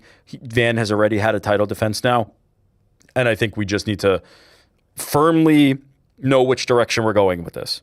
Is it Josh Van's era, right? Are we moving on and Josh Van is the guy? Or is it, okay, the injury happened, but order has been reestablished and Pantoja is back to rule over this division? I need to have that answer. But after that, yeah, I do think Manel Kape or Horiguchi has to be next after that. I agree. I mean, if you just go ahead and look at the rankings, number 1 is Alexandre Pantoja, rightfully so. Champ is Josh Van. That is the next title fight as long as Pantoja is ready. After that, Manel Kape fighting this weekend. Number 3, Tatsuro Taira was just unsuccessful against Josh Van. Brandon Royval, who has a loss to Josh Van as well, and Alexandre Pantoja. Yep. So winner of that is regardless of who comes out. Kyoji Horiguchi, who's fighting Manel Kape. If he wins, he'll be 3-0 in his UFC return with a win over the number 2 guy. To me, this feels like the title challenger in waiting eliminator here. Yeah, and if, as we said, for one reason or another, Pantoja can't go, you just got to keep it moving, and these guys are next. And not for nothing, like, Horiguchi versus Pantoja was the fight that it seemed like everybody was like kind of going toward. They're training partners. They have a bit of a fun rivalry. It led to one of the worst drops in MMA history or show history that has now become one of my favorite drops. No. Worst in MMA history. You don't have to specify it to the show. Worst drop in audio. I was going like this because I was hoping he would hit it. Fight is a fight, you know? Business! All time. But fight is a fight, you know? Business! We're doubling up now. Yeah, I often find myself walking around my house being like, fight is a fight? What? But fight is a fight, you know? Business! Yeah! Great stuff. Fight is a fight business. Horiguchi and Pantoja will be sick to watch. But Van versus Horiguchi, Van versus Kape, like there's so many. Any permutation of these guys is incredible. I love these fights. So yes, I think there's a lot at stake on this fight. Literally all 4 dudes, no matter what the matchup is, it's great. I love it. It's including great. This weekend, Manel Kape versus 100%. Kyoji Horiguchi. Horiguchi right now 2-0 since his UFC return. Obviously had a stint back in the 2010s. Is 9-1 overall in the UFC, I believe. 7-fight win streak right now. Kape 3-fight win streak, lost to Muhammad Makhachev back in 2024. 3 knockouts since then. And that last one against Brandon Royval was especially impressive. The run he's been on has been good enough to earn him being a favorite over Kyoji Horiguchi, despite losing the last time they fought. And the picture that came out of that, Kyoji Horiguchi on New Year's Eve, Rising card, him celebrating, and Manel Kape like obviously finished in the background. Yeah, there it is right there. I mean, that picture goes quite hard. Rising, New Year's Eve show. But yeah, despite all that, Manel Kape enters this fight as the favorite. I'm not surprised because, and I broke this down a little bit yesterday on the show. The power, man. The power of Manel Kape. The game-changing, like, if I hit you in the right way, I win this fight, no doubt, type of power that he has is rare for a flyweight, and he just has that. He has something that a lot of the other flyweights just don't have claim to. Horiguchi included, right? Horiguchi is a great fighter, but it's mostly predicated on the fact that he's extremely well-rounded. He's a great grappler. He's a great striker, and he can mix them very well. He's good in all phases, but he doesn't have that curtains closed type thing that Manel Kape has. I'm not surprised to see it. And quite frankly, the run that Manel Kape's been on has been extremely impressive, right? Like, Manel Kape is finally kind of like seemingly putting it all together.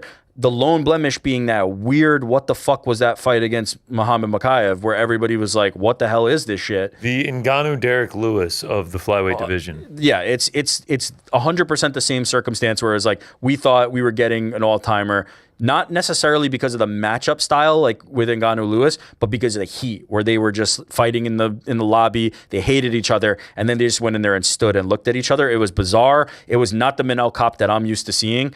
Outside of that performance, I mean, you go back, Brandon Royval, round 1 knockout. Asu Almabayev, round 3, knees and punches, finish. Bruno Silva, round 3, strike finish. Lost to Muhammad Makhachev. Then this is where you get 2 decisions, a decision against Felipe Dos Santos, a decision against David Dvorak, and then before that, finish. Round 1 knockout, round flying 1 knockout. knee, finish. Like, his only losses in the UFC are to Pantoja, Nicolau, and Muhammad Makhachev. And the Nicolau was a split. It wasn't the best version of Kopp. Like by the time we started hitting, like after that, after the Nicolau fight, we started hitting where I really started believing in Manel Kopp again. But the problem is we've still got all these canceled bouts in between. Perez booking, Figueiredo booking, Kai Kara France booking, rematches with Nicolau booking, Brandon Royval booking twice, and then he finally fights him.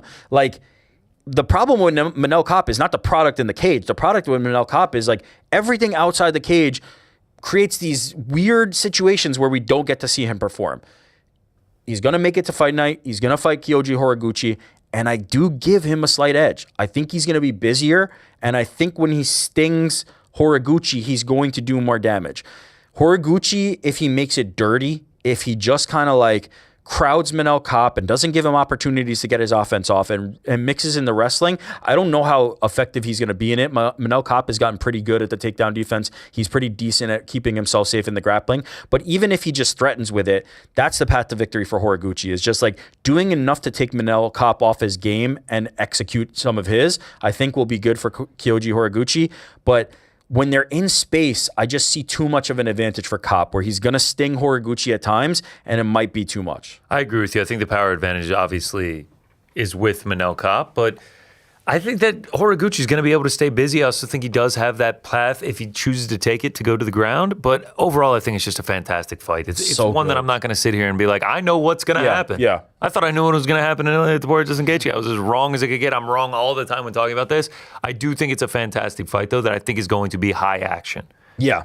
No, Horiguchi, if Horiguchi's not being busy, he's playing into Kopp's hands, because Kopp just can stay on the outside and counterpunch and land those big shots. The game is going to necessitate Horiguchi to be busy and to be active and cause Manel Kopp to fight. And when Manel Kopp has to fight, he tends to put in some great performances. So I don't think there's any way this is boring. They're so fucking talented. They're so technical. They're so fast. I love flyweight. We talked about it yesterday. It's my favorite division in the sport. I think the UFC's flyweight division is unbelievable. There's so many fucking good guys from top to bottom. And these are two of the best. These are absolute stone cold, two of the best flyweights on the planet. Could be either one of these guys could be champion in this division. Yeah. A great fight that took place in Japan the first time. And I think that first fight is going to lead Horiguchi to try to go to the mat with it ending on the ground. But Manel Kopp was 24 when that happened. He's improved different. Significantly. He is much different than that first fight. Either way, it's so good. It's going to decide who I think should be next after Pantoja. I just wish You're riding with the boy? No, I'm riding with Horiguchi for sure. All right. Me and the Gooch go way back. You love the Gooch. But fight is a fight, you know? Business!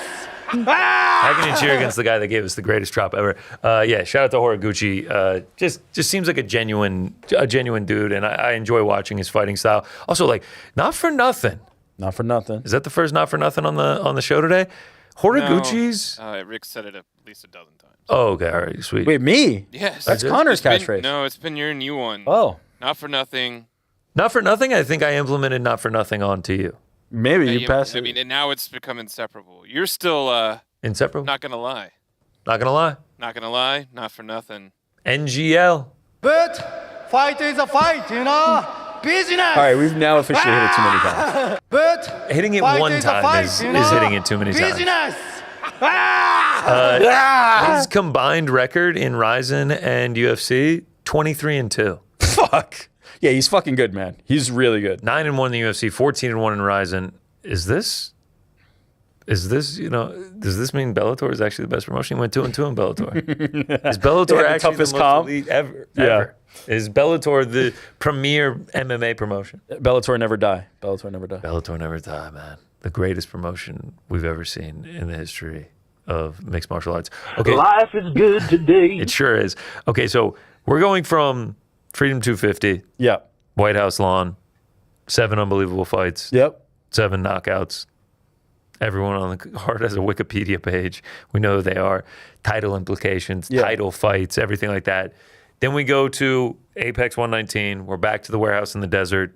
That's already a bit of a drop off. Oh, I thought you were saying continuing to escalate. The UFC continues its meteoric rise. You turn on MSNBC or something, and it's just like, the UFC at the warehouse in the desert. From one lawn to another. Yeah, why don't they just do it on the Apex lawn? Outside, just do it outside. Apex lawn this weekend. This is a drop off to the Apex. Yeah. This fight's unbelievable. I can't wait for this fight. Fight's great. Big stakes on it. Yep. Fantastic rematch. Love it. Now that we're past the main event, we're dive bombing. What's our cruising altitude like? Like on the land? When we were at White House, we were at 35,000 feet, baby. When we got to the Apex, we're back down to like 3,500 feet. we're in a balloon. Honest, we're on the plane, and I love that we're talking about this as a metaphor because I am taking a plane ride. But it was like we were chilling at 35, kicked back. The flight attendants bringing us drinks and everything, and then it was just like ding, like strap on your seatbelts. Then it was like, oh shit! You're white knuckling for a little bit. You drop down 5,000 feet. It's like, oh, okay. What the fuck was that? It's like, sorry about that, folks. We just dropped 8,000 feet down to 27,000. We got an Apex show. Arrived at the Apex, but we got Manel Cop and Tatsuro Taira. And then it's like, let's get into the co-main event. Whoa, fuck. What a perfect analogy. Yeah, I can't wait to take this flight tonight in roaring thunderstorms as I head down to Atlanta for Spain, Saudi Arabia. Co-main event, Ion Cutelaba taking on Navajo Sterling. Ion Cutelaba trying to take Navajo Sterling's I don't think that happens. Sterling, 3 inches taller, 4 inches of reach, better finishing upside against a guy who's been finished 7 times in the UFC. Kutalaba's sub 500 in the UFC. I just think this is a moment for Navajo Sterling to win. I'm totally with you, but nobody that Navajo Sterling has faced is anybody that I'm writing home about. True. There is not a name on the resume that I'm like, wow, Navajo Sterling is the man. Like, there's not one on there. Will you be writing home if he beats Ion Cutelaba? No. Dear family. No. My point this past weekend. No. My point is to say, Iwan makes weird shit happen. Sure. Like, Iwan is just a fucking weird, bizarre, savage dude. And if he comes in with a game plan, we've seen it before. There's been times where Iwan is just like putting his head down and saying, I'm going to walk forward and try to kill you, and you could maybe kill me, but I'm going to try to kill you first. And if he does that, I don't know that Navajo Sterling is the type of fighter that I've seen yet at least be able to figure that out or like instantaneously be able to handle that, right? The best fighters, the best fighters in the world, when they face a lower level of opposition and they're just going berserker mode on them, they technically disrupt them and then they just finish them. That is how that goes. I have not seen anything from Navajo Sterling that makes me believe that he has that skill set yet. He might. I haven't seen it tested. I really don't know where he's at because the level of competition he's been facing has been the Ion Cutelaba level. And so, I don't know, him being a massive favorite feels a little bit dicey to me. Like, it's just a weird position as somebody, if you're like, I believe in Navajo Sterling, like, this is my guy. I don't know what would make you get to that point, but he is sharper. He is better trained. He's from a better gym than Ion Cutelaba. He's just somebody that I think probably has more upside, but I don't know that I'm going no-brainer lock in Navajo Sterling. Fair play. Absolutely. I mean, the Umar Sy fight, he won as a massive underdog, gets a mounted guillotine choke in the first round, like random things. Beats Ibo Aslan, arm triangle choke in round 1 as a big underdog. Ivan Erslan, split decision. Something that needs to be said about Ion Cutelaba. Early on in his career, he's fighting, Dustin Jacoby, Devin Clark, Ryan Spann, Tanner Bozer, real simple names. Lately, Ivan Erslan, Ibo Aslan. I thought you were doing level of competition. You're doing names. Umar Sy, Kennedy Nzechukwu. Man, it's been a roller coaster ride for the names. Is Navajo a return to it's just a unique name. I mean, he started out with Misha Serkinov and Luis Enrique da Silva, Gadzemuradov Antagulov in the UFC. Magomed Ankalaev's. Then he got into like a John Doe type situation, and now he's back into Modestus. Remember the big Magomed Ion Cutelaba rivalry? Oh my fuck! The fact that we got more than one of those is absolutely crazy. And remember, round 1 knockout, one of the worst finishes. I think the call to the fight in UFC history. That was when Ion lost, and he faked. It was such a bad call that the UFC rebooked it. Yeah, and then it was canceled in April of 2020, canceled the week later, canceled in August of 2020, canceled the week later, and then we finally got it in October of 2020. Yeah, so basically all I'm saying is there's always weird shit with Ion, and I don't know that Navajo Sterling is the type of fighter that I'm like, if weird shit happens, I'm assured that he wins. And so that's what I'm just saying. That's all I'm saying. Let's move on. Christian Rodriguez taking on Hyder Emil. Hell yeah. Christian Rodriguez, who was having a great start to his career in the UFC, has fallen on a bit of hard times. Lost 3 of his last 4, taking on a guy in Hyder Emil. The Hurricane for a reason. He is going to bring the action to you, win or lose. The last 2 times out, he has lost. This feels like a fight where both guys desperately need a win. The guys need a win, and at this point in their careers, I trust C-Rod a little bit more, right? The level of competition has been higher despite the fact that he's stumbling, and he's always found a way to like raise his level of competition and rise to the challenge of who he was fighting. Whereas with Hyder Emil, he is a very difficult style to deal with, but as we're kind of like staying even at the same level of competition, it seems like he hasn't been as consistent. And so I favor C-Rod. I think just the amount of reps he has against higher level guys is going to serve him really well. Melsik Bagdasaryan taking on Murtazali Magomedov, the people's main event, my main event this week. Oh, yeah, dude. It's the month of the highlight. You're telling me you don't know about Murtazali, the highlight Magomedov? I must confess, I don't know a ton about him. Fuck. This guy doesn't know ball. Tell me. Dan, he doesn't know Murtazali, the highlight Magomedov. Somebody get this guy some milk. Are you kidding me? Tell me more, please. There's only one highlight in the UFC, and that's Murtazali Magomedov. Not Gaethje? The future of Kyrgyzstani MMA. Taking the throne from Valentina Shevchenko, it is now Murtazali Magomedov's to take. What's like the stamp of significance that I know? He does it all. You want submissions? He's got 5 of them. You want knockouts? He's got 5 of those. Oh, shit. 10 wins. No decisions. All finishes, split in half. All right. Doesn't believe in scorecards. The modern day Shavkat Rakhmonov, they're saying. Damn. You had Wait, is Shavkat not around anymore? You had to have watched the Bryan Zerker fight, right? Who? Exactly. Minute 37 knockout on Contender Series. That punched him his ticket to make his UFC debut against Melsik Bagdasaryan. Yeah. I didn't know ball. You don't know ball. Shut up. In all seriousness, I'm actually kind of excited for this guy. He seems like exciting, undefeated. We can get a nice start here against Melsik if he can get another finish here. He seems like a hot prospect. 26 years old. I love it. Melsik also like a nice tester. Yeah. Not incredible, but like he's been in the UFC since he had like 3 fights in his career. I'm down with it. Yeah, that's 100% it. Like Melsik has really fought high-level opposition, and it's one of those that like it may even be too early, but if you pass this test, like you're legit. Ranking the fights that I'm excited for this weekend, number 1, obviously the Iowan Lion. Yep, 100%. Number 2, the highlight. Okay. This next one is my number 2. Loke Dog versus Andre Fili. It's a great fight. It's a great fight. And Loke Dog last time out looked like utter shit. And I know dog shit. Yeah, dude. Yeah. Loke Dog shit. That's how he looked. No offense to him. But like we talk about the injury and everything like that. He got absolutely battered. He got beat up bad by Mario Bautista. Yeah. In a spot where he was main eventing. That was a big moment for him. Like he was really starting to rise and ascend in the UFC ranks. And then to put on a performance like that, talk about getting injured, probably shouldn't have taken the fight in the first place if that was the case. Now he finds himself back on an Apex card, barely on the main card, taking on Andre Fili. It felt like that ascension was real. He was taking on a top 10 guy. Now he's back down. You don't want to lose this fight if you're Loke Dog, in my opinion. Yeah, no, and new weight class, right? 145. I think look. He looked so good at 35 until that last fight that I was like, this is going to be one of the guys. Now the career trajectory has completely shifted. He's going to a new weight class. Hope, God willing, he's healthy, right? The hand is not broken this time and trying to sneak into the fight. Maybe it was because it was a main event. He didn't want to pull out. He had to kind of compete and show up. Either way, wrong decision in my opinion, but okay, we move on. Now in a new weight class, I'm curious because at 135, he got by with a lot of power, a lot of athleticism, and at 145, you're not going to be as powerful and you're not going to be as athletic. Guys like Andre Fili have been dealing with powerful and athletic guys their entire run, and so it's going to be interesting to see how his game translates a weight class up.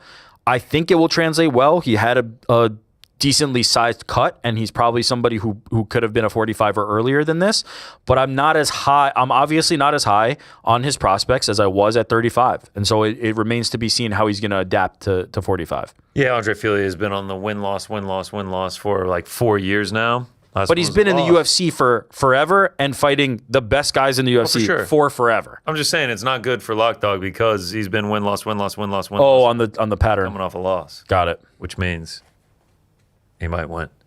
He may win. If he doesn't win, he'll lose. And if he doesn't lose, he will win. He will certainly win. Andre Lima taking on Kevin Borjas.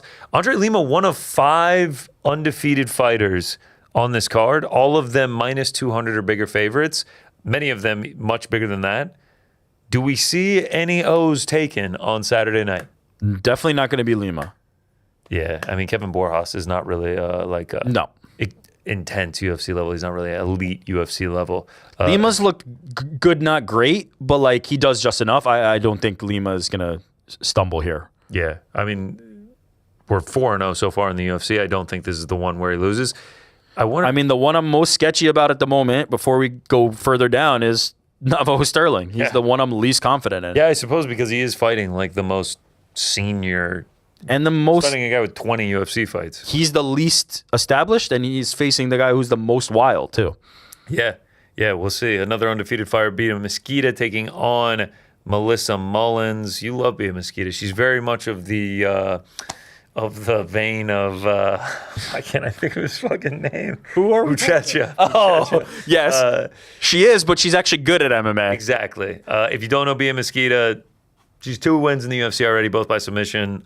Second degree black belt. Holds the record for the most IBJJF World Championships at the black belt level in the IBJJF Hall of Fame. Wildly decorated jiu-jitsu practitioner. Insanely decorated. Lady Goat, they call her, because she's so good in the BJJ world. Yeah, and she's another undefeated fighter at this point. She will not be losing either. I don't think so either. No. To Melissa Mullins. Is that what it all is? Bia Mosqueda is actually your Buchecha? No, my Mackenzie Dern is my Buchecha. Mackenzie Dern is your Buchecha. Well, because she was able to become champion and everything. Bia, you never know. You never know. No, I mean, 135 is shallow. Yeah, bro. 135 is outside of Kayla Harrison. I actually wish she was fighting a higher ranked opponent. Melissa Mullins doesn't have a ranking next to her name, and Bia's 13th. The thing is, she doesn't have a lot of fights. Like you can get up to that championship level too fast, and it would probably serve her well. No disrespect to Bia Mosqueda, who, as we said, I think could potentially be a champion down the line. It probably serves her well to wait till Kayla Harrison cycles out of 135, right? Kayla Harrison resolves her stuff with Amanda Nunes, and all of a sudden Kayla Harrison's like, I'm walking away. That would not be a bad thing for any 35er who's like on the rise. I know, but the issue is she's on the rise, but she's 35. She spent so long doing BJJ tournaments. If Kayla's got one more, you don't have to wait that long. If this happens at the end of the year, you don't have to wait that long. Mitch Raposo taking on Alan Nascimento. Nascimento, sneaky 4-fight win streak here. Unfortunately, that being over 4 years' time. So he just needs to get more active. I think he'll beat Mitch Raposo. But if he wants a future at 125, I think he just has to be more active. Yeah. He's talented. Raposo's an interesting one, man. It seemed like coming off tough, like he was one of the ones that everybody was excited about, and it just hasn't gone super well in the UFC. He got back on track against a tough opponent last time, but I'd like to see more from Mitch. But yeah, Nascimento, I think, is the one that everybody is hoping to see. Some other fights, Michael Laswell Jr. taking on Juliana Peña's favorite fighter, Gaston Bolaños. Carol Hosa taking on Luana Santos. The return of Rick's GOAT. If you know, you know. Leon Shabazian, brother of Edmund, making his UFC debut against Levon Chokley. Leon got knocked out by Phil Rowe on Dana White Contender Series back in 2019, but now finally makes his UFC debut. Shane Collins, Hollywood. I know Frank's been itching to watch Hollywood get in the UFC octagon. It's honestly been way too long. When we were out in Cali, you were like, can we go to Uriah Faber's A1 Combat? Can we please go to A1 Combat so we can see Hollywood Shane Collins? Yeah. So you're pumped for this weekend, I'm assuming? Absolutely. Please sign me up. Yeah, he's taking on Otari Tanzalavi in the curtain jerker, and that is UFC Apex 119. $150 million on Paramount Plus? $30 million for the kitchen scrap. Shout out to Bia Mosqueda taking on Melissa Mullins. And shout out to Hollywood Shane Collins, baby. Yes. Actually, clear something up for me here, Frank. Is it of course. Hollywood Shane Collins or is it Shane Hollywood Collins? I prefer Shane Collins Hollywood. The rare post last name nickname. Yeah, it's in vogue these days. And do you say it just like that, Shane Collins Hollywood, or do you say Hollywood. Shane Collins Hollywood? Shane Collins Hollywood. Shane Collins, comma. So it's like Shane Collins MD, semicolon. Shane Collins Hollywood. Show some respect. Excuse me, I'm getting offended. What do you think now. I'm trying to do here? I think trying to show respect to you. And Shane show some respect to Shane Collins Hollywood. Shout out. I can't wait to watch him in his debut. It's going to be fireworks. All right, let's get into the picks, the predictions, the trades, all of that for this weekend. But first, if you're watching on the Sports Network on Fast, we'll be back in just a couple minutes. For those on YouTube, don't go anywhere. Nailed it. Okay, but another first. First, we got an email. I got an email from El Emmanuel, who's been helping out as a moderator of On the Nose. He's been killing it. Fantastic. Shout out to him. He's from Puerto Rico. He actually pointed out that not only do the Dagestanis do the no mustache beard look. Okay. Apparently, Anuel AA does this. The Puerto Rican star, which I had known about him because he was somebody who, when I was at ESPN for ESPN MMA, he was a huge fan of MMA and was somebody who was around. But shout out to the Puerto Ricans out there who are also rocking this. Now, granted, his beard is so finely shaped and so nice. Like it's, I'm doing it a disservice with my scraggly shit. I look more like Wolverine, as was mentioned yesterday. Now, does he shave the mustache because he's such an MMA fan?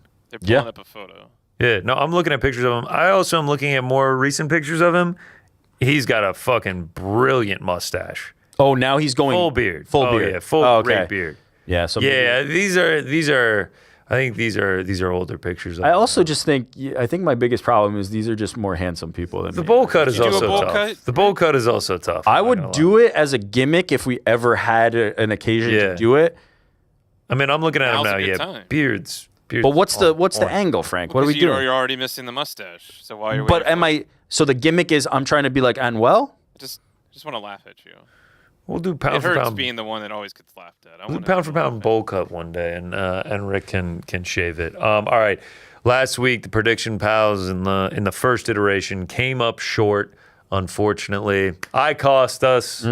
Honestly, out of all of them, I was most confident in my pick. I really thought we were looking good. Unfortunately, we go 3 for 4, and we start out in the red. But holes are something we're used to climbing out of around these parts. Whoa, we're in a hole. We've now got to get out of it. Who the fuck is we? The rest of us did fine. Well, where one of us goes, I was doing a phrasing thing. We go all because you're right there with me. But the good news is we can bounce back and we can get right out of that and right back into the green. This weekend on UFC Apex 119, I've already gotten Petey's pick. He's going with Lock Dog to bounce back after his performance against Mario Bautista, his debut at 145. Frankie, what say you? I am going to be doing a nice trade on Andre Lima. Hey, shout out to Andre Lima. I don't mind that. I'm going to go against Rick, and I'm going to take Navajo Sterling. Okay. Keep the run going. I thought you were going to shock me and eliminate my pick because I'm going with the Lady Goat, Pia Mosquito. Hey, Pia Mosquito, shout out. What's that get us to? Yeah, enough to get out. Yes, sir. And shout out to Dan, still on it.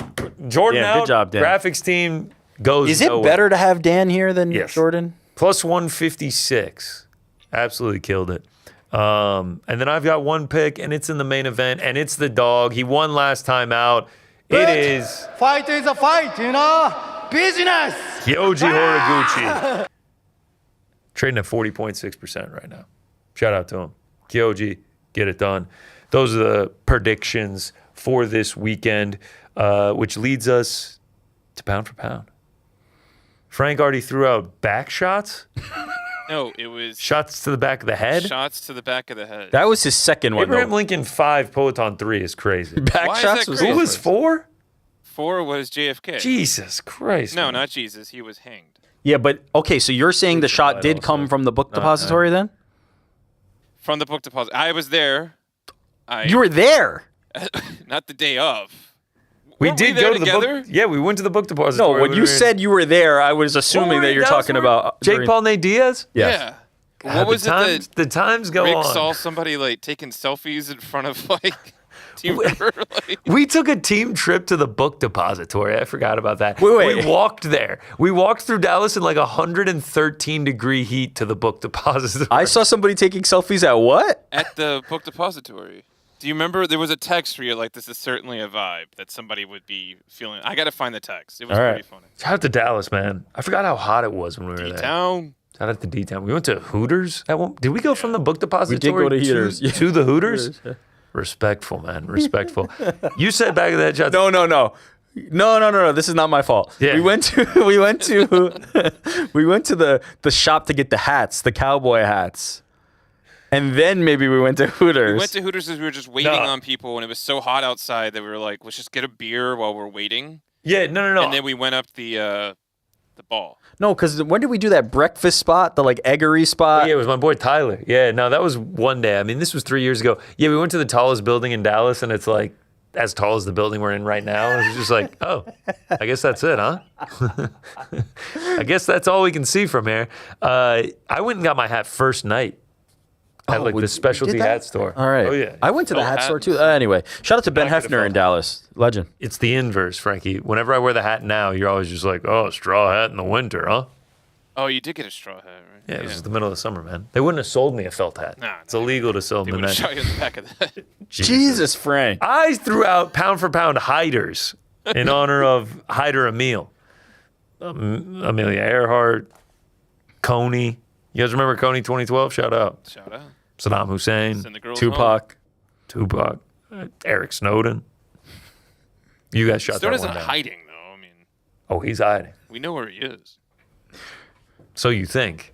Yeah, pound for pound hiders would have been elite, but ultimately we decided because I had to just double check this because I thought I was going crazy. His name is definitely Edward Snowden. When you said Eric Snowden, I said Eric Snowden. Yeah. I was at first my brain short I had circuited. Edward Snowden written down too. I looked. I was like, is it? I need Who to. is Eric Snowden? There's You Eric. type in Eric Snowden, it just comes up with Edward Snowden. There's Eric Snow who used to play for the 76ers and the Cavs. Yeah, shut up. Either way, in honor of the Knicks championship parade today, in honor of the Knicks winning, the city being on fire, they had to wait 53 years for it. So we are doing pound for pound things worth waiting for. Frankie, what's the list, man? The list What's is the order, going to be man? me, Okay. then Connor, Oh, shaking it up. and then we'll move on. Sick. Wait, we're moving on. Frank, I'm looking forward to this one, man. I got high hopes for you. I think you're going to crush it. Great. I don't. The pressure is on. It is on. My number 5 is The Legend of Zelda: Ocarina of Time remade for the Nintendo Switch 2. I don't actually know when it's coming out. They announced it Nintendo Direct, I want to say a little over a week ago. I am pretty hyped for it. I have a lot of memories of the original on the N64. I will say I'm a little disappointed with the trailer because the trailer shows my least favorite part of the original, which is the cutscenes and the really long dialogue. I just remember as a kid, like, all right, Dikuchu, just go ahead and die already because I want to skip through this, and I couldn't. I want to see, like, the actual engine of the game, like the night shift, you know, like the riding on the horses, where Link pierced his ear while he was waiting in the Temple of Light. Like, I want to see all of that. I don't necessarily need to see the cutscenes, but I'm excited for it. My number 4. The Bigoron sword. Wait a minute, though. I just want to confirm something. Hell, man. Confirm it. This game has not come out yet? No. The remake for the Switch 2 has been announced, but it has not come out yet, and it's going to be worth the wait. It's going to be worth the wait. You know this. You've seen the future. He feels confident. Are you all right, man? Are you all right? Well, it's I'm going to be the great. same. It's going to be the same game. It's just going to be remade. Remade. It's going to be worth the wait. It will? Wait your turn. Number 4 is Dune Part 3. Oh, another Another thing that's not out yet. We could have just gone like blockbuster movies. Rick, what is wrong with you? Part 3 comes out on December 17th, I want to say, December 19th. I can't actually remember. But it's going to be an all-timer. It is? Yeah. Because Jesus. Frank, have you let everyone know on air that you paid $350 for IMAX 70mm for these? I didn't pay $350. It better be worth the fucking wait if you paid that much. The problem is that the original book is all you need. There is Messiah, which is worth the read, but when they made the movie, I think were told like this needs to be a trilogy. So they built up the first 2 movies that are leaning way too much on like the third one happening. So I feel like the movie's going to hit harder than the book did, and you could quote me on that. This is the finale, yeah? It's the finale of the cinematic like trilogy is what I would call this. So the book the book that you're talking about, Messiah, is not what the third film is based on, or is? It is. Okay. But Dune, the original novel, could be read in a vacuum. Like, you don't need to read Messiah. There's I claims see. that Frank Herbert always was going to do Messiah because it has an interesting twist. Got it. But it's not necessary. With the movies, though, they leaned so much on there being 3 movies. Like, even from the very first movie, you could tell, all right, they're going to do this as a trilogy. So I'm really excited for it. I think so the book was good, though. The book was like, great. okay. Yeah, it's just not necessary. I got you. The third movie is necessary. I love the movie so much. I'm very hyped for this movie. It's so fucking good. I can't wait. Worth the wait. You should also be waiting for this one, but not holding your breath. It's John Jones versus Francis Ngannou. What the fuck is happening? Do you need me to repeat it? Or? No, it's just we don't know if that'll be worth the wait or if we'll ever get it. It's going to be worth the wait. Will we ever get it? Waiting. I mean, at what point could Ariel have given up on the Knicks? Like, after the first 20 years, 30 years? Like, sometimes things happen, and when they happen, they were worth the wait. That's the point. Right, but don't they have to happen? We don't know. You could have argued that the Knicks were never going to win. But yet they did. Yeah, but we. So then next year, when this fight is finally announced on MVP MMA, I want to replay this clip. I like it. What's your number 2, Frank? My number 2 is whatever the next Tool album is going to be. Tool has a history of taking a really long time between albums. Sometimes it's because of like litigation. Sometimes it's just creative differences, side projects. This one in particular, I know is going to be great. We probably only won't get one more out of them because they're all over their 60s now. Interstellar meme, man. Yeah, I did that for you. Yeah. That okay, you're gonna sit here and act like I'm a crazy person. I want to see it through. I want to see it through. Eric Snowden. I want to see it through. Yeah. I wonder why I said Eric. I guess I'm sitting. You were across looking from at me. Dude named Eric. Yeah. And then my number 1 thing that's worth the wait is the end of Intern Summer. I'm just waiting for peace and tranquility. Holy shit! The silence in the mornings. The not having to worry about the fucking divvying out microphones to everybody, hearing about how the snacks aren't good enough. Like, I'm just really looking forward to whenever this will happen. It's gonna be worth the wait. I'm gonna have such a nice sigh at the end. Oh, it'll be great.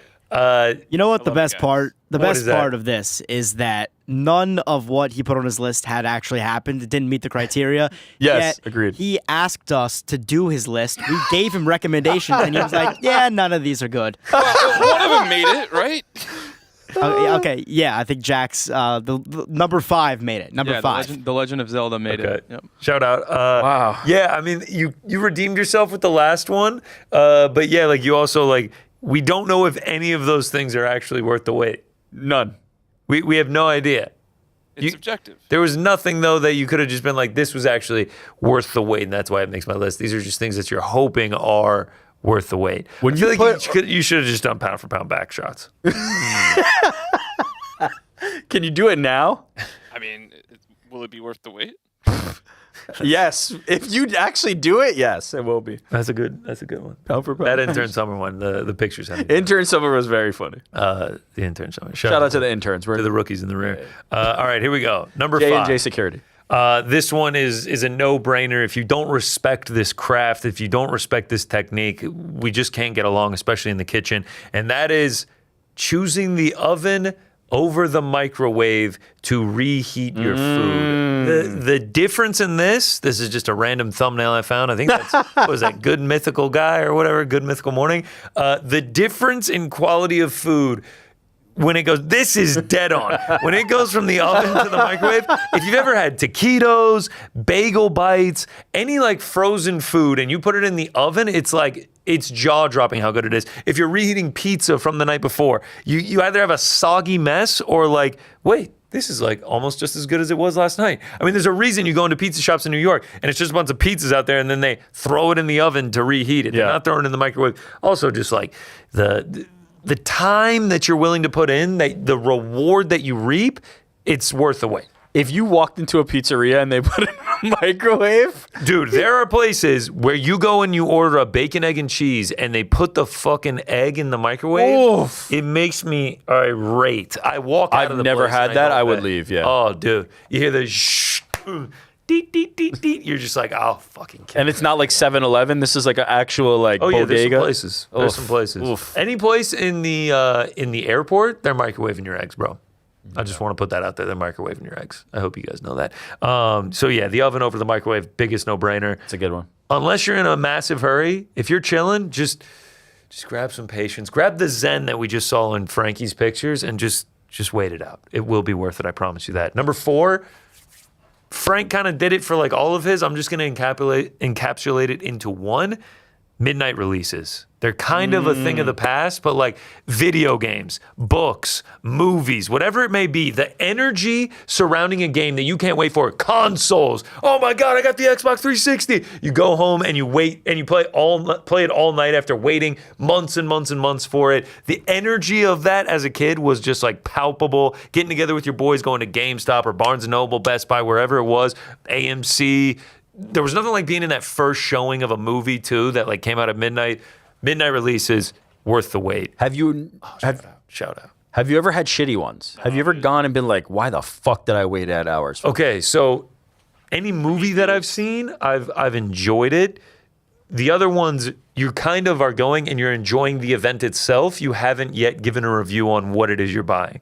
So like, say you didn't like Halo 3, but you went to the midnight release. It's going to take you a couple weeks to be like, yo, this game actually sucks. If you're getting a book, it's Harry Potter, you're going to be like, this book actually sucks, but it's going to be weeks later. The midnight release, it's worth the wait, bro. Number 3, I've never had this. Hopefully I never do have this, but like I was struggling to think of things. This one feels like it should be number 1 on everyone's list. Worth the wait, getting an organ transplant. That feels like it's worth the wait, no? Jeez, I hope so. I would hope it's worth the wait. Number 1, organ transplant. But the 2 ahead of it are far more important. Okay. Number 3. This one feels very dire, but is it not worth the wait? I hope so, yeah. The body rejects the organ. Number 2, this is without a no-brainer. It was almost my number 1. The Phantom Menace. Jesus. Worth the wait. The greatest evolution in the history of Star Wars. The Phantom Menace, number 1.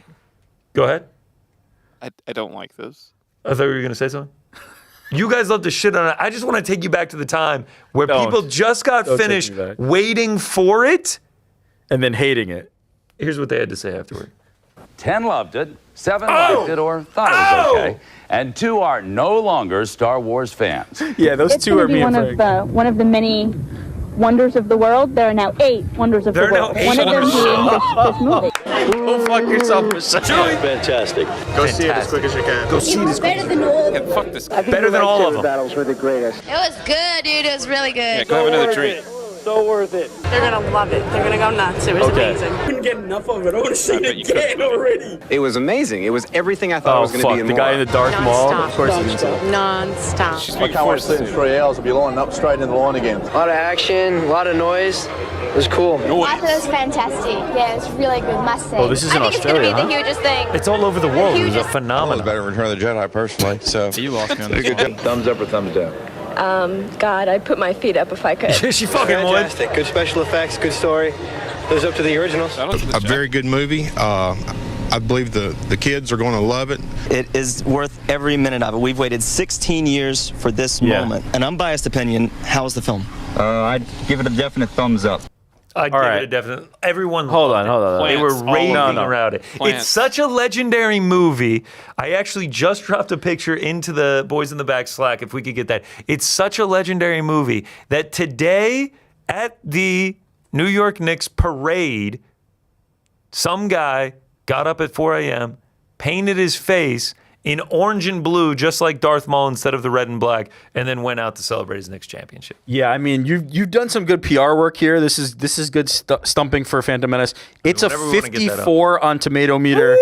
No. Darth Maul lives on, baby. Look at the guy to the left. 25 years later. It's a Guy to the left, 54 on chin is tomato up 'cause meter. He's like, I can't. The guy to the left and a is so 59 on pissed. popcorn meter. The guy to the left is so pissed that he didn't dress up as Jar Jar Binks, as a red and blue Jar Jar, as an orange and blue Jar Jar Binks. So this is what I was asking about, like when I was like, did you ever regret it? Because those people are clearly hostages who were waiting so long and on that line and didn't want to admit to themselves that they wasted years of their lives waiting for that piece of shit, or hours in line waiting for that piece of shit, and just are like, yeah, it was great. And then they got home and were like, fuck!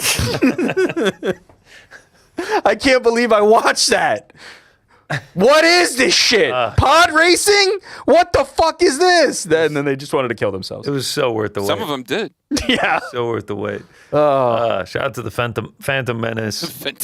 The number one. Even as a kid, I hated that piece of shit. Greatest Star Wars of all time, which leads me to my number one. The only thing that's more worth the wait than the Phantom Menace is the men's bathroom at a UFC event.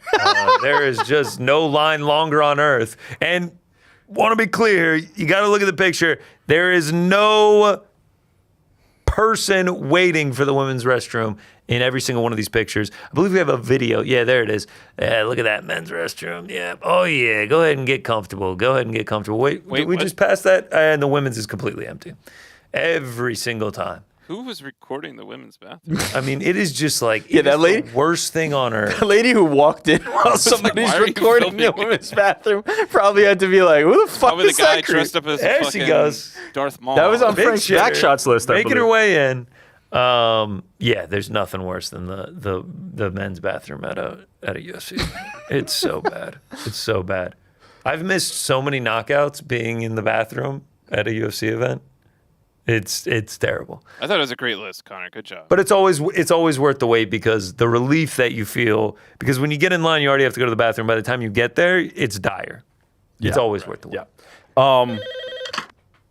Ahoy, hoy. No. So the boys in the back. What's good? All right, Frankie. I thought you were gonna. No, let's do it. Let's just do it. Life is good today. All right, hit the voicemails.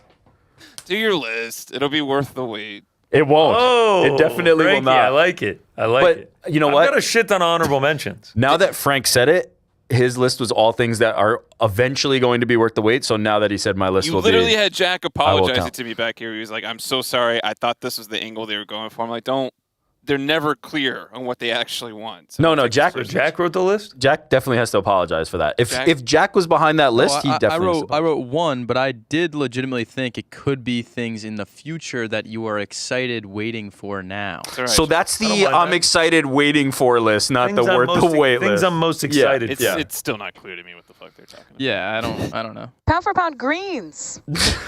That was clear. That was clear. 311 songs. All right, here we go. No, 311 songs was not a list. All right, here we go.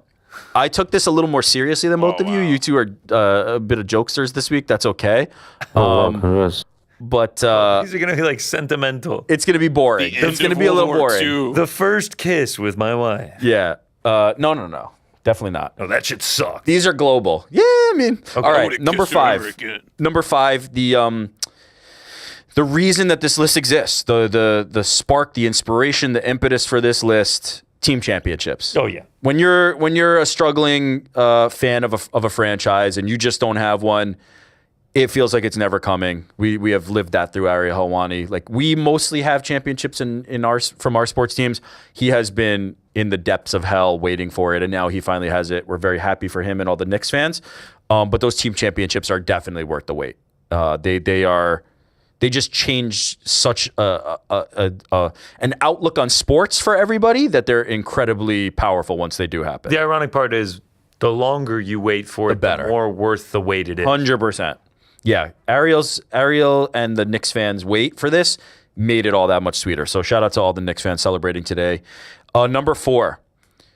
This is similar to your midnight releases, but I honed in on movies, like great movies. Oh, yeah. Waiting for a great movie, like you're watching 10 trailers and you're just like, I can't fucking wait for this thing to come out. When it finally does come out, most of the time you're rewarded with a fantastic film. I don't mind waiting for a great movie. The feeling of like, I waited and that one was kind of dog shit. You're going to have to wait anyway. It is what it is. But that anticipation that you're building while you wait for a great one, can't beat it. Like, I feel like the Odyssey right now is the hot one for everybody. Sure. Can't wait. Once that hits, everybody's going to be super happy that it came. Number 3. This one, I think if you know, the right house. The right house. When you walk in and you have that feeling of like, I'm about to make an offer on this house and I fucking love this house, and you get that house, it's an indescribable thing that you only know when you walk into that house. You've walked into 50 other places or apartments, right? For a New Yorker, you've walked into 50 other places before that and something was off. You do this thing where you tell yourself like, oh, it's like I could live here. Like this is okay. When you walk into that one that you're supposed to be in, it's a totally different feeling, and it's worth the wait every time. And you always end up in some capacity like feeling that for the one that you're supposed to be in, or at least I have. Waiting and feeling that of the right house, the right apartment, the right place you're supposed to be. You could probably even like sub this for right job, where you're like doing a ton of interviews and then you're like, fuck, that was the one. That feeling right there. Honestly, you could sub it for anything where it's like something of importance that you're looking for, and you have to go through a ton of different options, and then you're finally like, this is it. Yes. As soon as you get in there, you feel it. As soon as you're there, it's instantaneous. It's a feeling that's indescribable. Number 2, when you're just like in the lab and you've got a lot on your plate and you've got this tough problem that you need to solve. I'm calling this one problem solving. And you get on the other side of that. When you're just like, I cannot crack this nut. I cannot figure this out. How do I do this? How do I get this done? And then you do. And much like with the sports fandom, the more difficult it is, the more the euphoric feeling, the more the feeling of like, holy shit, I just accomplished something. Solving that difficult problem, to me, has always been like a euphoric feeling. Has always been the thing that just really took me over the edge. Other than this number one. Number 1, there's nothing that feels better in life. I love this particular wait and then the payoff to it. And that's just vindication. And I will wait till the fucking end of time to be vindicated on anything. If I say something and then it comes true and it's 20 years later, I will make sure to let you know that I said it. I will make sure to let everybody know.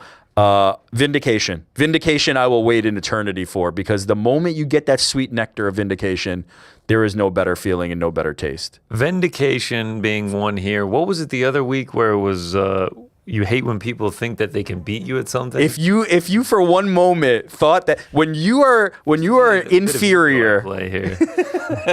There's definitely some psychoanalysis that could be done. If you think you're better than me and I know I'm better than you, and you walk away feeling that, yeah, that's gonna eat me up. But guess what?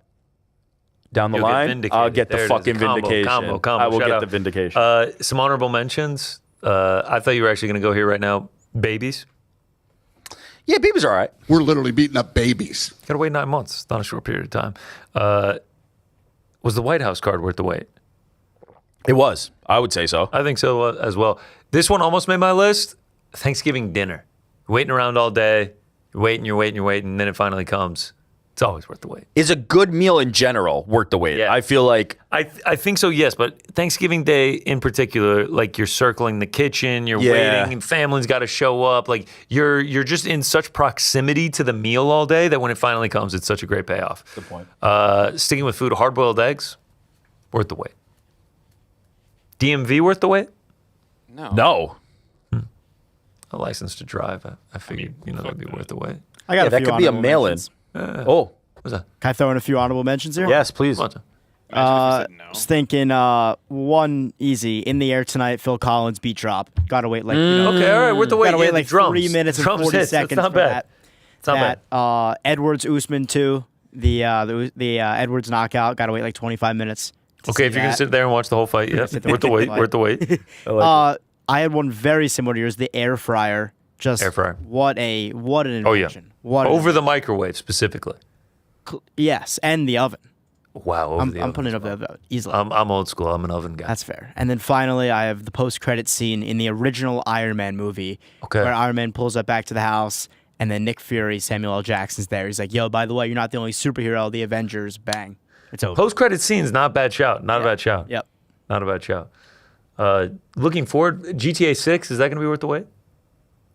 No. They actually just released the poster for it today. Oh, sick. Dan, you say no, huh? Just to say here, we just referenced a future thing that has not come out yet, and that's a vindication. And Rick, you also referenced the Odyssey when you were talking about movie waits. So yes, I was saying that's not in the past. So that is technically worth the wait, but it's a futuristic thing. It's something that'll happen in the Jack. This is unfortunate for you. Yeah, this is a misstep, Jack. First of all, like, of all the people you could have picked to do this with, I'm probably the worst one after you just like heard my list about how I don't let things go and I'm vindictive and all those things. Like that was an error by you. It's like a case of gout. It's not going that was an example, a reference of things that are anticipating now. They won't know if it's worth the wait until it happens, but that was not anything officially on my list. That was just me proposing. Here in modern times, what is the next one that could What is the happen? next one that could be this? Unforced own goal, unforced error. You will learn from this. He's already dead. And as you do, we will be there to prop you back up. But don't try that again. Jesus. McGregor All right, return? on a happier note. What do we got, Andy? Anniversary tours. There's a million of them right now. Concerts in general, like waiting on your favorite artist to go on tour. Concerts. But you know what? These anniversary tours are really hitting because you've been waiting for these people to get back together. Yeah, Some of them haven't released albums in forever. The feeling of nostalgia. Everybody screaming the songs. She's hit that age now where like all her favorite bands can't are wait for doing the next anniversary Tool tours. album. Oh yeah, I was gonna say this is the Tool album, the same thing, Frank. Tool's in its own category. Frank's just being a tool. There, bingo. I haven't heard Nailed that one it. before. Dan, what are we waiting on, man? Disney World? Yeah, just Mine's at roller coasters. You love roller coasters. What do we think? Velociraptor roller coaster worth the wait? No, that's Universal. Yeah, Velocicoaster. Velocicoaster. Sorry. No, that's the wrong brand. That's all right. It's all right. It hasn't started yet. It's better anyway. It's all Let's be good. honest. All right. I think all in all, that was good. That was good things. Things worth the wait. That pound for pound list worth the wait. I think so. All right. Pound for pound back. I would have liked bat shots better. Let's do that. If you are watching on the Yahoo Sports Network on Fast, we'll be back in just a couple of minutes. If you're on YouTube, stick with us right here. Frankie, we got any voicemails, brother?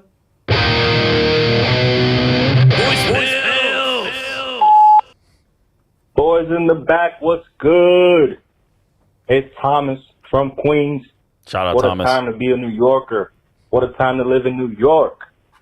The greatest sports weekend of all time. Wow. Am I right? Friday, we got the World Cup. Yeah. U.S. versus Paraguay. Okay. I went outside, Sick. copped a couple cold ones. What? Michelob Ultras at Key Foods, 18-pack Fuck yeah. for $20. Amazing game. USA smokes them. All 18? Saturday, wake up early, go to a run club. Shout out to Zumi's Run Club. Shout out. Running in the Flatiron area in Manhattan. Yeah. Wow. Beautiful people. Knicks fans. In the city. Amazing. I can feel the energy. Finish the run club. Love it. He's Go usually back like home. Thanks to chill, my buddy reserved. Mike Powell for driving me back home. Thank you. You know, more World Cup. More World Cup. Brazil versus Morocco. Shower. About 2 showers that day. Had to. Get ready. You know, the game's awesome. Prepping. It's around 6:30ish. Gotta head out. Knicks game at night amongst the people in Queens. Let's Shout go. out to Sean OG's. Amazing. In Woodside. Shout out Woodside, Queens. Shout out to Woodside, We bro. did it. Clinched the championship. We are the champions. Sunday. Boys in the back watch party with my guys. Yes. You guys killed it. You guys are doing amazing, man. I love you guys. Rick, shades the stash. He's on fire. He's on a generational run. Carter with the amazing fits throughout the whole playoff. The jackets, the Knicks, the love. Rick with the damn all black. Ben Affleck Batman. What a time to be alive. Life is good today. Life is good today. Life is good today. UFC Freedom 250 was cinema. Holy cow, I'm pumped. I love you boys. Frankie, shut the fuck up and watch the fight. Life is good today. Life is good today. Wow. Wow, we need Thomas. that energy from every single call. That was unbelievable. That was 10 out of 10. Fucking hell. It just kept getting better and better. What a beautiful breakdown of how grateful you are for last weekend and how incredible it was. I said yesterday on the show, I'm nostalgic for this summer, and we're in it right now. I already know this weekend I'm about to have in Atlanta is going to be fantastic. I already know the week we're going to have in Vegas is going to be cinema, movie. It's going to be fantastic. McGregor fight week, everything like that. I already know I'm going down to D.C. for 250. Whole family's going to be there. It's going to be fantastic. Pools, this, that, everything we're going to do, I already know it's going to be fantastic. I know in the doldrums of December, I'm going to be like, holy fuck, I'd fucking kill to go back to fucking June right now. I am already nostalgic for this summer. You nailed it, Thomas. It's been unbelievable, and it's only June 18th. The summer of 26, man. Real ones know summer of 16 was a magical time. It feels like the clock is lining up again. 10 years later, we repeat an all-time summer. And those are the things we can just say on the air. Boom baddies. And Frankie, you locked up the Resi. We're burying the lead. You locked up the Resi. Ah, it's great. It's a great call, Thomas. Great call. Good job. Yo, boys in the back. You. It's fucking Jimmer. Jim. Let's fucking go. Yeah. The fucking energy on these voices. Oh! What's so crazy about it is, yeah. What's so crazy about it is Thomas is normally like Thomas from Queens, checking in, and Jimmer's usually like, boys, what's up? Is Jimmer, and they're just like, ah! There's something in the water, man. There is something in the water. New York's on fire. I think everything's on fire right now. We're just as a whole, Earth is doing well right now. The Knicks championship just fucking tilted everything. The Knicks into the World Cup. Yeah. We're on fire right now. Enjoy this summer, people. Enjoy this summer. White House guard. Max back. Max back? Well, Max is back. But I know, but Connor? Max back as well. Oh, Max. Fuck everybody. Fuck everybody. Jim Brunson is the fucking dog. Yeah. Oh, is this? What is that from?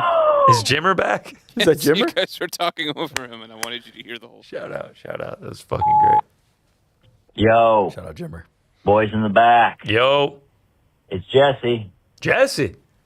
Connor, I just got to ask one thing. Yeah. What goes through your head Oh, God. when you hear Jimmer call in? Because every time you say, Jim! I just and did it sounds like something that you're referencing, calling back to. Just did it. I love you guys. Love you guys. Peace out. Oh, I love that he took the exact cadence that Jimmer took. There's just something about the way that he calls in. He has the same intro every single time, and just Jimmer is just, he's the name of someone that would like call into the Paul Feinbaum show on a weekly basis. He just reminds me, it's a little bit of comfort of someone that would be from where I'm from. Jimmer is just I know a lot of people automatically think Fredette, but there's just something about Jimmer just feels like a man from the South, and he talks like this, even though we've heard Jimmer talk a million times and he doesn't talk like that.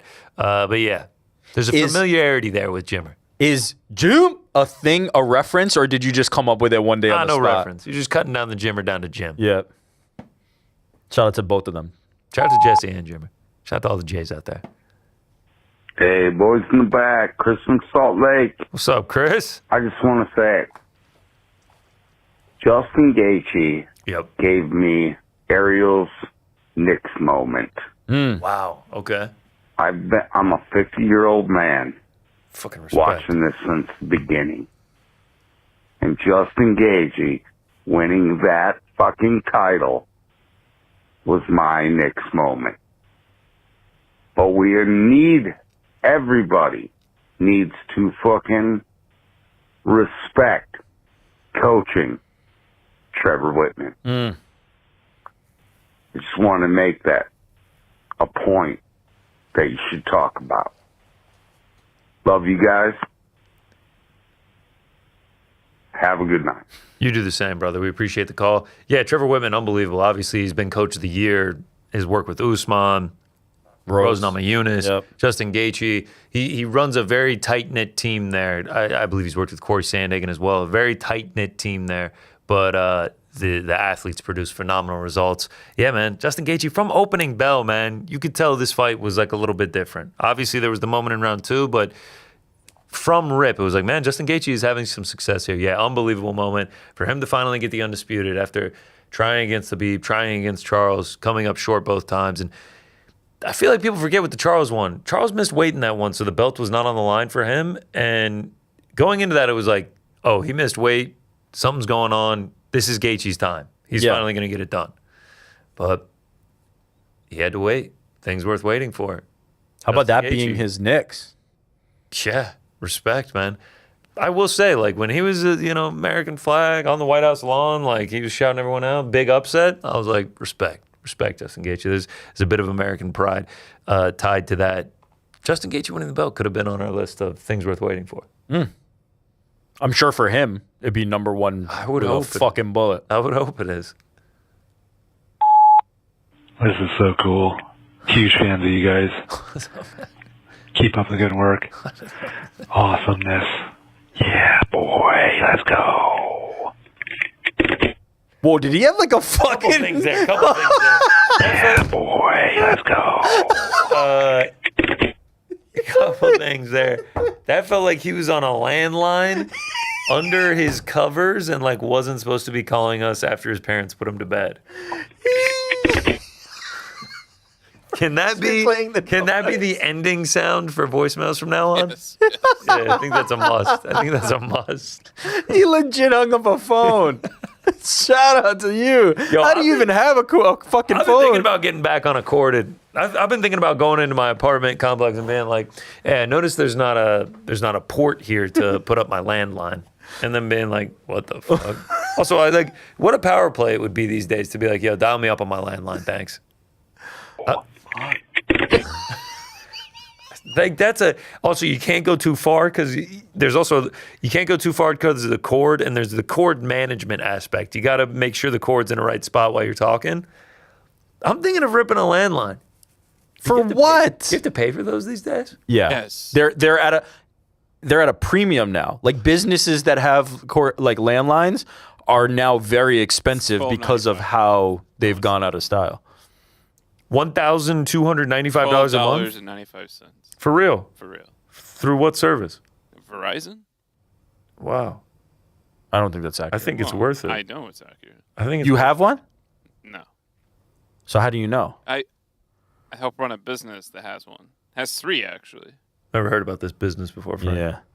I don't like it. The And then studio? also that would qualify when I say you have one and you're like, yeah, like you could say yes there. Okay, in that case I also own a Tesla. Do you? Yeah, here we go. Is there a way to still get it?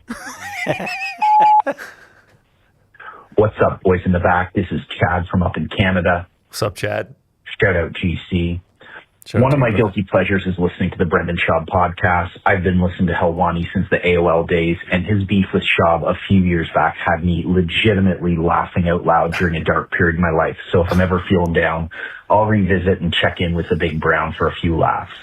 I'm sure given his huge following, this definitely made it onto your radar, but just in case it didn't, on his June 5th podcast around the 42-minute mark, he bigged up the boys in the back and said you guys were his favorites for takes in MMA. My question, Brendan Schaub? Is it possible we see Boys in the Back and Big Brown collaboration in the near future? Would love to see it and know it would be good for a few laughs. Let me know. Appreciate everything you guys do. Take care.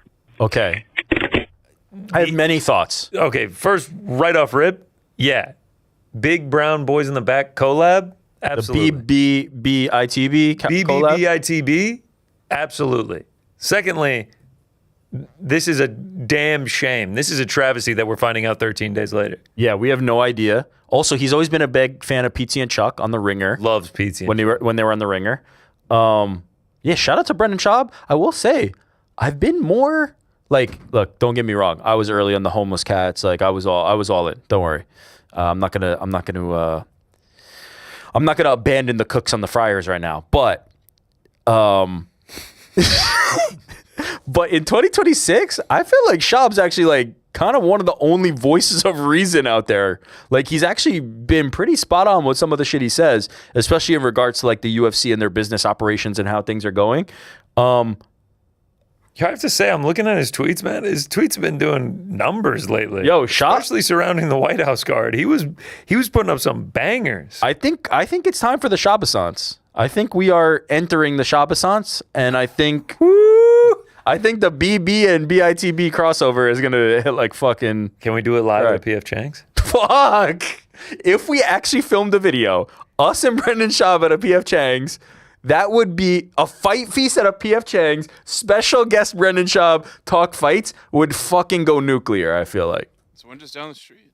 Yo, there's no chance there's a PF Chang's food truck and then it just becomes meta as shit. Food Truck Diaries Food Truck X. Diaries X Fight Feast BITB at the PF Chang's food truck. This is a fucking dream. I see a picture of a PF Chang's food truck, but I don't know how close we are to one of those being available to us. I think in a pinch, we go PF Chang's, Fight Feast X, Food Truck Diaries, BITB. Make it happen. Either way, this is a pro Brendan Schaub house at this point. Like, shout out to my boy Nick Davis as well. Shout out to Chin. Shout out to Nick Davis, bro. Yeah, I would 100% be down to do something with Brendan Schaub. I think Ariel would be down to do something with Brendan Schaub. I agree. So, yeah. The Shabasance is on. Shabasance is coming. The Shabasance is on. We got to find that clip of him Hi, showing us. boys Fucking in the right. back. We need to put it in the intro. This is Ellie from Northern California. What's up, Ellie? What's up, Ellie? I Shout out to am NoCal. sitting outside Pilates waiting for class to start, Hell and yeah. I just wanted to say a few things. Get him off your chest. I felt like UFC Freedom 250 was actually kind of problematic from the jump as far as sort of the involvement of women. It started with Joe Rogan being like, oh, I'm here with the boys or whatever. And I turned to my boyfriend and I was like, oh, are they not letting like female service members like watch or what's going on? And then I saw later, no, there were women there in the crowd with the service members. And I was like, oh, okay, I guess whatever, Joe Rogan. And then we had like the outfits, which for the ring girls, they tried to make them more modest, I guess, from what I could tell. We went from like the 2 pieces to the 1 pieces in an effort. I think, I don't know what really the effort was, but of course, all the male athletes were still allowed to wear their booty shorts and everything, so whatever. Describing this kids' booty shorts is I don't know if it's, I just think because women are like on every UFC card, generally speaking, and like 50+% of America, and the event was supposed to be about America, like, I think there should have been at least one female fight. And I don't know if I buy like Dana White's explanation that he just couldn't make it happen. Like, you know, he was trying to get Dern, someone else, and it just, oh, you know, sorry, that one fell through, so there's just nothing I could do. It's like, it felt like maybe it was an intentional exclusion. I don't want to be like a conspiracy theorist or anything, but it just, the explanation given didn't feel sufficient to me. And I don't know, this message is too long. But all right, if what are your thoughts? What are your thoughts? I was surprised actually when Ariel was like rounding up like the 3 things he would have changed about, you know, the event, that he didn't say like, oh, there should have been a women's fight. Like, it seems like the obvious thing, but that's it. See ya. Yeah, I mean, I think I think that's fair play. I hope you enjoyed your Pilates class. You said you were sitting outside of it. I think that's fair play. Obviously, we are both men, so we cannot tell you how to feel about this. Yeah. There were women's, you know, people of service in the crowd. You know, when they did the YMCA, they showed them and everything like that. In terms of the outfits, yeah, I don't know. They tried to do it with the sphere. I felt like they were more modest at the sphere, but like I felt like that was also respecting, you know, Mexican heritage and everything like that. Yeah. I think if you're going to go after a blunder, it's not having a women's fight on the card in the biggest showcase for the UFC. The one that was ironclad was Kayla Harrison versus Amanda Nunes. I don't know about the Mackenzie Dern one. Obviously, I had heard that the Dern fight was attempted to be made for that. Yeah. Obviously, on a card like this, there has to be one person that holds star power within the ranks. Like Diego Lopez is the star in that fight. Bo Nickel is the star in that fight. Then you're getting into the Derek Lewis's, the Josh Hokits. All of those of the world. There is the argument that like you needed to have a women's champion, and they tried Dern, Kayla Harrison, and Valentina Shevchenko, and they were all unavailable. But I obviously don't know. Again, like, we are men. We cannot speak from your perspective. Andy, what did you think of it? What, like, outfits, amount of women in the crowd, and then not having a female fight on the card? I didn't feel like they showed a lot of women. I think in that sense, she's right. The only one that I can remember, other than like the obvious like reporters and stuff, is the one that sang Superstar. Like, that is the one that I'm like, oh, the one chick. Yeah. You know, I remember that. But There are a lot of women in the Marine Corps band, I will say that. it's hard to see them, to be fair. You know, to your point, it's like everyone's wearing a uniform, everyone's hair is tied back. Like, you know, that in that sense, it's like there could have been. It just wasn't very obvious. But I don't think I saw women walking fighters out. When she first brought it up, I was like, oh yeah, I guess I didn't see that at all. Yeah, So- I don't think there was, and I don't think there were any aligning the sides of the venue. I didn't see any. And Yeah. I mean, again, like hair could be tied back. I could be wrong, but it wasn't like if they were there, it wasn't obvious. Yeah, even if that was the case, right? That's not a spotlighting, right? That's not a highlighting. That's just they're there. They happen to be there. I know for a fact that they tried to put women's fights on the card. So I think the point she suggested of like, was it like an intentional effort? That is not the case. But could they have done better to maintain a women's fight on the card? I think that's a completely fair criticism, right? Yeah. What would it have meant for two female fighters in the UFC to be able to say we were the two women that fought at the White House or more? Maybe you do multiple women's fights. I don't know. But ultimately, I think your point about the star power and these things are kind of the dance that they're trying to do. Kayla Harrison would have been a no-brainer, automatic American champion sticker on. Mackenzie Dern even would have been great. I think the fact that Kayla Harrison went to the White House with Dana White to go through all of these plans is proof that there was at least an effort put into this. They should have put a women's fight on the card, in my opinion. I think she's right. I think you just put a women's fight. Like it's just like it's. No, easy but to do. it does have to be to the level of the card. Does it? What if the opening fight of the night was just Tabitha Ricci versus Fatima Klein? Is and anybody it goes to a decision? Is Okay, that so not a make it 8. juxtaposition of who are these two women? Say it goes to a decision, and then you have 7 knockouts after that. Maybe, but make it 8. I think there's a real validity in that. Yeah. The part that let's say you don't do that though, right? Let's say the UFC goes and they have this mindset and they go like, look, we tried the most popular women on the roster. We tried the champions, the most recognizable faces. We didn't get there. We're going to stick with the card as is.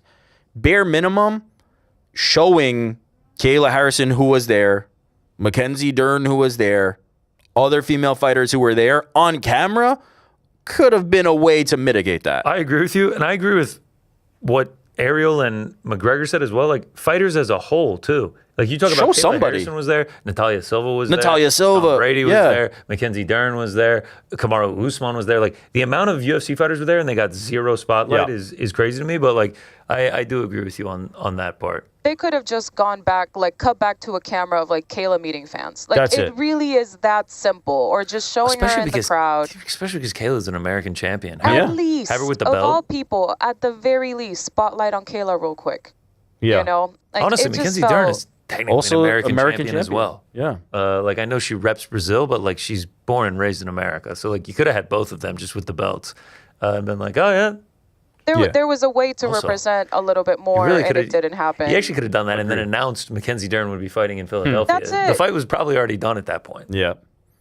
Yeah. I don't think there was any intentional like fridging, right? I don't think there was like any intentional like we're keeping women off the broadcast. But I do think maybe it's a consideration for next time to think, how can we represent this? How can we include more women beyond just like, we tried to make the fight, it didn't come together. I think there's a little more effort that's required, and I think there's validity to that. But I also don't think there was a malicious intent. How's it going, guys? My name's Andrew over here, and I just wanted to bring up an issue.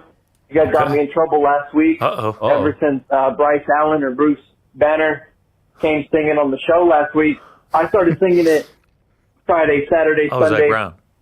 And I got in trouble with my girl, so in honor of getting in trouble, I wanted you guys to hear it. We got Mauricio Hoopsy against Michael Chan. Freedom 250 on the lawn. Got the lips on my band. Life is good today. Life is good today. Life is good today. Life is good today. Life is good today. Oh, life is good today. I have to say, now that you compare the two, like a guy just like trying to copy it, the first guy nailed it. He is so good. The first guy nailed it. Hey, GC, it's Zach Brown. Just want to say appreciate the support. I killed it. Is there more to that call? No, man. All right. Sorry that you got in trouble. Yes. Oh. Wait, is that the original caller or is that the... Keep going, man. You all right, Frank? Yeah, man. Sorry you got in trouble, sorry man. you got in trouble. I was at home singing it as well. We're singing so it. We're just singing jam. it. It's the jam. It's the anthem. Oh, man. Hey, boys, it's Helios once again. I just wanted to give a shout-out to somebody who I think, should be giving you some commission. I feel like Action Bronson, he fucking gave me, he's giving me his vocal stim about Duncan and Ferragamo shoes, how to get some on Depop. We need the Ferragamo sponsorship. You guys need to be getting money off of this. The subliminal messaging has gotten in my head, and I'm sure I'm not the only one. So you got to hit them up, get your bag, get your own shoes, and get this done. Cheers. He copped the Ferragamos after Action Bronson said it. Shout out to the Ferragamos, man. Unbelievable shoes. Ferragamos in the purple label. What's up, boys? I want to talk about this 7 o'clock, 7:30 time slot. Oh, yeah. Let's hear about it. Speaking of action. 7 p.m. is clearly superior. I don't know why we're talking about Wheel of Fortune when Jeopardy's obviously the better game. But I'd like to make this call out to Conor. I'd like to challenge you to a game of Jeopardy publicly. I think I'd smoke you. All right, have a good one. You probably would smoke me if we're playing actual Jeopardy. Actual Jeopardy is for people that just have an unending bank of useless knowledge. Yeah, like esoteric topics and shit. Just things like the amount of times. Like, I mean, you go through what? The board is what? 5x5, 6x5? Either way, you're going through like 30, 60, somewhere in the like 60 to 70 range of questions. There's maybe like 10 that I get each episode. And there's some that I'm just like, who could possibly know that? Who on this earth actually knows it? Okay, I have a question for you. So I have an ego. I'm definitely a guy who sees things and then goes, I can do that. Yeah. I have never once watched Jeopardy and felt for even an instant I could do that. Not even one iota of me thinks I could do that. Even the celebrity ones? Even those, I'm kind of like... Celebrity ones you're more comfortable with because it is easier. It is easier and you can answer the questions, but even that, I'm like accounting for the buzzing, the nerves, it just feels like a nightmare. It just feels like a disaster waiting to happen. Yeah. Come on, man. Gotta have some belief in yourself. Whereas I do. I think I've shown that over the course of this show. To learn. They're not just like, you're off the street, you want to do Jeopardy? It's like people study, just like Scrabble. Like there's the... No, Scrabble, I'll kill anybody. No problem. That's the new drop. I will kill anybody. I will kill anybody in Scrabble. Yeah, it's just like there's just also you don't learn anything because it moves so fast. Yeah, like you're not retaining that. You're not retaining any of the information on Jeopardy. It's not like, oh yeah, I watched this, so now I know it. Wheel of Fortune, it's lighthearted. There's strategy that comes into play. Anybody can do it. Your grandma could walk on and do it. I know you don't get the repeat, but like. You're making more money on Wheel of Fortune than you are on Jeopardy as a one-timer. Like, if you kill it on Jeopardy, you're getting like $25K, $30K. Kill it on Wheel of Fortune, you could be walking out of there with like $100K easy. Yeah. I mean, it's just also more attainable. We love Ken Jennings. I love Ken Jennings. You're making me disparage the 7 o'clock window. Ryan Seacrest over Ken Jennings all day. Vanna White over all of them. Shout out Vanna. So it just doesn't even matter. Yeah, I mean, Wheel of Fortune is just this. You can go on trips. You can go on everything. You get your ass beat in Jeopardy, and you're sitting on $2,000. if you're negative going into Final Jeopardy, they kick you out. They literally are just like, yeah, you got negative. You are such shit. We're not even going to ask you Final Jeopardy because you don't have anything to wager. So see ya. They make you walk out, and then they're like, this guy won today. And then they push you back out there to get back into your little booth. And it's just like, look at this loser. Here's $2,000 despite you not doing shit all Jeopardy. Whereas Wheel of Fortune, I saw a woman, like the worst woman I've seen, got like $1,000. Wait. Even if you do nothing, you walk home with a G? On Jeopardy, if you do nothing, last place gets $2,000. What about Wheel of Fortune? Okay, hold on. On Jeopardy, first place gets how much they won. Yeah. Second place gets $3,000. Third place gets $2,000, no matter what they did. Okay. Wheel of Fortune, you can walk out of there with zero, but like you almost never do. Okay, because you've got just enough have to spins of the wheels and guess letters. Bro, yeah, get a yeah. spin and guess Got two it, letters, got it. and you're getting $1,000. Yeah. I get And what like, you're saying. if you hit that final solve on Jeopardy, or I mean on Wheel of Fortune, the least the envelope has is $25,000. Okay, what's like the pound for pound game shows would I'm be a down for fucking that. good I'm one. down for that. I was about to ask you, so maybe we save that. Maybe we Wheel pocket of Fortune to me it's just more fun. You can call me an idiot for like not knowing Jeopardy, but when they're like, this 18th century poet reigning from Oslo, Norway, once went to Budapest, Hungary, and ordered this on the menu. Yeah, it's just like, I'm out of my depths with Jeopardy, unless it's like a pop culture-y one. Your kids can play Wheel of Fortune. Yeah. Jeopardy is just like, What's up, boys? What's up, man? Got a possible uncomfortable question. Uh-oh. I've tried to ask Ariel before, but he avoided it every time. Okay. I hate to put you guys in this position, but here we are. Oh. It's clear that Bo Nickel and Sean O'Malley have Dana White privilege with their placement on the White House card and the hand-picked opponents to help rebuild their hype. My question is, who do you think also has Dana White privilege? Shoots. Okay. Shoots. I don't think this is going to get us in trouble. Bo Nickel, I do think is favored by the UFC. He was on UFC 300. He's been in pay-per-views for all of his fights in the UFC. He was a massive star in college, and they're trying to build him into a star in the UFC. Like it just is what it is. He's garnered star power by being a 3-time national champion at Penn State. Favorable matchup, maybe. Kyle Dawkins looked good in his first 2 fights since returning to the UFC. But sure, you can say that. Sean O'Malley fought a guy on a 7-fight win streak who was top 10 in the division, who was knocking on the door of looking at title contention. Like, Amin Zahabi won his last fight and called out Sean O'Malley. Yeah. I don't think that's a thing. Also, Sean O'Malley being on the White House card is not Dana White privilege. This guy is one of the biggest stars in the sport, whether you like it or not, and he also had the belt at one point. This is a former champion. Like, it makes sense. When it comes to the opponent, it's just like, what else do you want him to do? Like, this is who was coming up at bantamweight.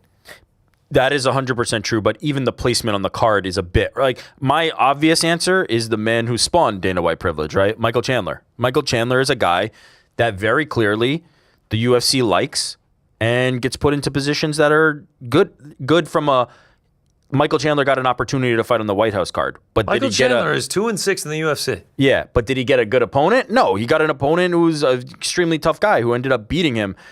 I think the Dana White privilege thing was more of a good line than like anything in particular, but we'd be stupid to think that there are not fighters in the UFC who the UFC likes working with and will put them into favorable opportunities if they can, as opposed to some fighters who they feel like they can't work with, right? And Michael Chandler, we know is a company man, is somebody who goes like, what you guys need, I'm willing to do. You'd be silly as the UFC to not use that and take advantage of that and put him in those positions. So I think Michael Chandler is one, but like, why...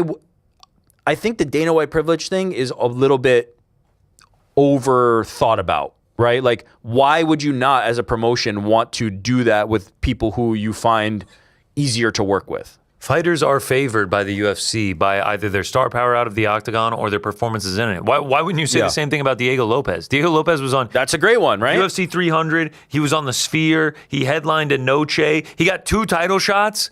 That's a perfect He one. earned the first one against Volkanovski. He did not earn the second one. He got 1 win on the in-between, and now he's on the White House card. He is favored by the UFC. It is clear. Obviously, his fighting style is incredible, and he gets finishes and everything like that. But, like, Sean O'Malley was a champion of this organization. He is a big star in the sport. I think we just need to. I think the clarity around the Dana White privilege thing just needs to be like the favoring just leads to if there's an opportunity, they will utilize this fighter, right? Like there is no. I don't believe that Diego Lopez was put in there to beat Steve Garcia as like a foregone conclusion, nor do I think the same for Sean O'Malley or Bo Nickel. Like, yes, they're favored in the fights, but I don't think that that's how that works out. I think the fact that they were on the card is the favor, right? And those are perfect guys for it. Sean O'Malley, Michael Chandler, Diego Lopez, who was the other one? Sean O'Malley, Bo Nickel, Diego Lopez, Michael Chandler. Those are guys who have very obviously stepped into big spots for the company and are people that the company likes working with and puts them in those opportunities. That's how I think it manifests itself. I don't necessarily buy like cherry-picked opponent part of that. I do agree. I wish it was Corey Sandhagen versus Sean O'Malley. But other than that, it's Amin Zahabi. Yeah. Like, Sean O'Malley he's fought the best of the best in this division. Like, there's only so many guys that you can fight at the top. He's fought Petr Yan. He wasn't going to fight him because it was a championship. Just fought Song Yadong before this. Fought Merab twice. Fought Chito Vera. I mean, I guess you could have given him Umar. Yeah, I mean, again, if that's on the White House card, that's the opportunity, right? Amin is 6th. Yeah. On a 7-fight win streak going into that fight, I don't think it's that crazy. I don't think that there's too much to that. But yes, we'd be silly to pretend that like the UFC doesn't have fighters that they like working with and want to give opportunities to, and some that they don't. Like that's just the reality of it. But then at the end of the day, some guys get it anyway. Like you can't imagine that Sean Strickland is the easiest guy to deal with for the UFC, and yet he gets the opportunities too. Like it's a mixed bag. What's up, boys? Double D. Everyone's been blowing up my phone this weekend after the amazing event at the White House. And you know why? The World Series is coming to the USA, baby. Justin Gaethje, a World Series of Fighting, a.k.a. Professional Fighters League, a.k.a. the greatest MMA organization in the world that I founded, a.k.a. has gotten the UFC champion on the White House lawn championship. Just amazing. I couldn't be prouder. I couldn't be prouder of the decisions I made personally to sign Justin Gaethje, and just it's amazing, you know? You love to see the stars that you created go on to achieve such great things. So happy for him. Rick, add me back on Mailman Simulator. Download it on Steam right now. Take it easy, boys. Till next. Thanks, Don. We love you. What's up, boys? It's Connor from Austin, Texas. What's up, I just Connor? want to start this call by saying thank you guys to you and the whole team at Uncrowned with all your shows. You guys are truly bright spots in my day and have helped me with my mental health after moving to a new city for about a year and a half ago. I moved here about all alone by myself, and I've been struggling to meet new people. But last year, or last December, I got engaged with my longtime girlfriend over 6 years. Congrats. And we've been doing on and off long distance since college. Oh, I know that's not easy. So tomorrow is the end of our long distance part of our relationship. She is moving in with me, and I'm super excited. That's incredible, man. It's been a long time coming for us, and I'm excited, but got some nerves too. And so, you know, finally getting rid of these miles and barriers in our life. You know, it's a moment we've been dreaming of, and, you know, moving in together, getting married, it's super exciting. But exciting, man. My question is mainly for Rick, because I know he's been with his wife since high school. Me and my fiance have done high school sweethearts, our whole relationship. Nice. So what advice would you give me for, Sweet starts. you know, with her moving in and getting married? I know, you know, adjustments in our life are going to have to be made, and no more farting. I guess this is a question for anyone who has experienced this on the team. You know, any advice that you guys, you know, learned when you know, your spouse or fiancés or husband or wives moved in together for the first time. So hope to I'm gonna You're gonna need to buy some buckets, I'm sure. Why don't you answer the question? Jesus, Frank. If you only knew the power. Of the bucket. Okay. I actually think I'm probably the worst one to answer this because I've had one roommate and it was my wife. So like, I feel like you guys might have more experience with this or knowledge to like pass along. Me? Yeah, like any of you guys. Yeah, just don't overthink it. It'll be fine. But congrats. That's really cool. That's it. That's Good all we stuff, got for Frank. this guy. Good This guy stuff. just poured his fucking heart out, and that's all we got. Is like, Don't be nervous, man. If you guys survived it, I've done a couple of long distance relationships. Unfortunately, they both ended, unlike yours, which I think the critical part in them both ending was the fact that there was no finish line for either of them. The fact that you had a finish line and you have now reached the finish line is crucial, man. I think it's going to be smooth sailing from here. Like, long distance, it kind of just erodes a relationship. Not being in that, proximity to them, being like as much of a part of the life as it was when you were obviously living close together. The fact that you made it to the end of it. My brother did a long distance relationship across the country. They had a finish line the entire time. They made it to the finish line. They've now been married for 16 years. So like the fact that you made it to the finish line is huge. I don't think you need to be nervous. There'll be an adjustment period, but it's going to be great. is it safe to say you feel like living apart is much harder than living with somebody? Well, way harder. It is not even close. Yeah, I mean, On especially the when it relationship. when it just goes for months and months, and in my situation for both of them, over years at a time, like it just chips away at it. So the reason I was like, I don't necessarily know if I'm the right person for this is like, because I can imagine scenarios, and this has not happened to me, but where you are in that honeymoon phase and can't wait to be around somebody, and then you move in with them and some of their bad habits make you feel the opposite. Has that happened to anybody back here? What bad habits? Okay, I don't know. I'm wondering if with the long distance though, whenever they would go visit, they were around each other long enough. Yeah, that you learn about those feel things. like you were living with But them. that's not the same, right? Like when you're living with somebody for a week, it's like, all right, the little leaving. things might even be cute or whatever. But when you're staying with somebody long term, then it starts getting a little aggravating. Well, right? yeah. I mean, Frank's like acting like, oh, what could that possibly be? There's no little annoying things that Tracy does that you're like, whoa. Man, I wish she wouldn't do that. That could grate on you over time. Blast massive farts around you. Get a smoker's jacket. Make sure you have an office. Just go away from them. Just have a long go into distance the relationship, and the distance is the distance to your office. Exactly. Keep up the long distance relationship. The real advice is Yes, make give sure it to you us, Andy. communicate. That's all that very good matters. advice. Just make sure you communicate because some things could get difficult. Some things, I mean, hopefully they just have the honeymoon stage forever, right? But we're all human and these ain't things gonna happen. We get annoyed at Yeah. little things eventually.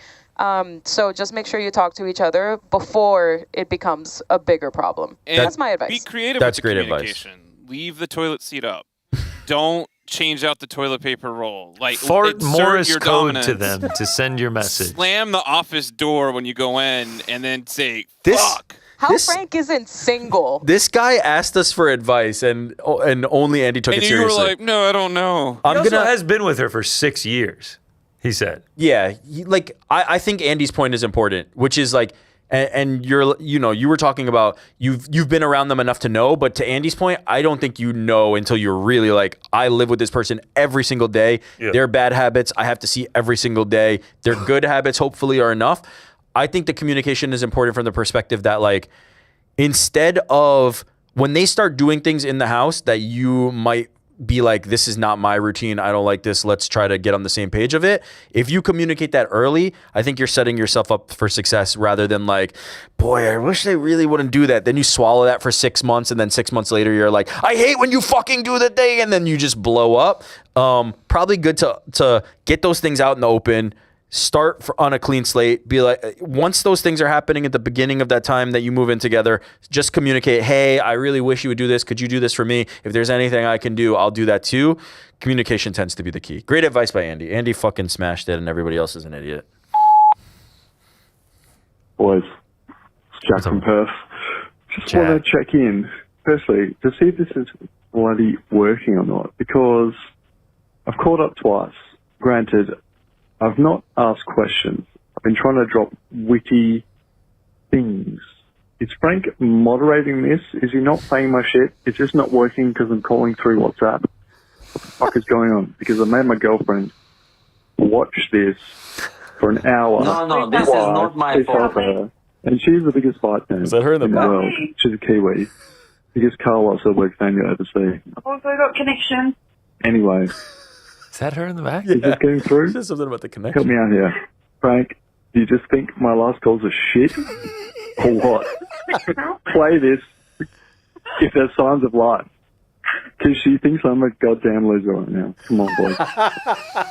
Have you tried leaving the toilet seat open? Oh, fuck. That was great. Thanks for playing that, Frank. Loser. Gentlemen, hello. Aaron from Ireland again. And I'm calling completely gobsmacked, awestruck, and disappointed. Oh, no. Did I hear Helwani say the other day that we can't use hanging with the boys, the Cody Garbrandt drop? No, he If thought. so, I'm actually really upset about that, but I have a solution. Oh? Royalty-free Cody Garbrandt is right here with a big city accent. So, I will now commence my audition for the role of We'll start the recording. Mr. I Never Chased Pussy in My Life, Cody Garbrandt. All-time line. All-time line. Hanging with the boys! Hanging with the boys! Yeah. Hanging with the boys! Just showing some acting range there. I mean, Like your fucking nailed podcast. it. Not And, bad. Take care. Hanging with the boys. I can't tell the Pretty, difference. pretty good. I can't tell the difference. Ariel mistakenly, some tough footage that we showed, we were not supposed to show. It was not the hanging with the boys, thankfully. No, do not worry. We can continue hanging with the boys. But great Cody Garbrandt, royalty-free impression. And now get this done. Oh. Cheers. Oh, there was more. Do we need some kind of like indicator that the end of the voicemail has happened? Frank just played a little extra. Is there more?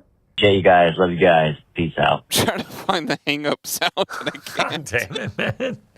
Was that the voicemail? What the fuck was that? Have a good one. It's just Frank, are you all right? Are the voicemails done? Have a good night. That's all of them. Find the fucking hang up sound. I'm trying to find it.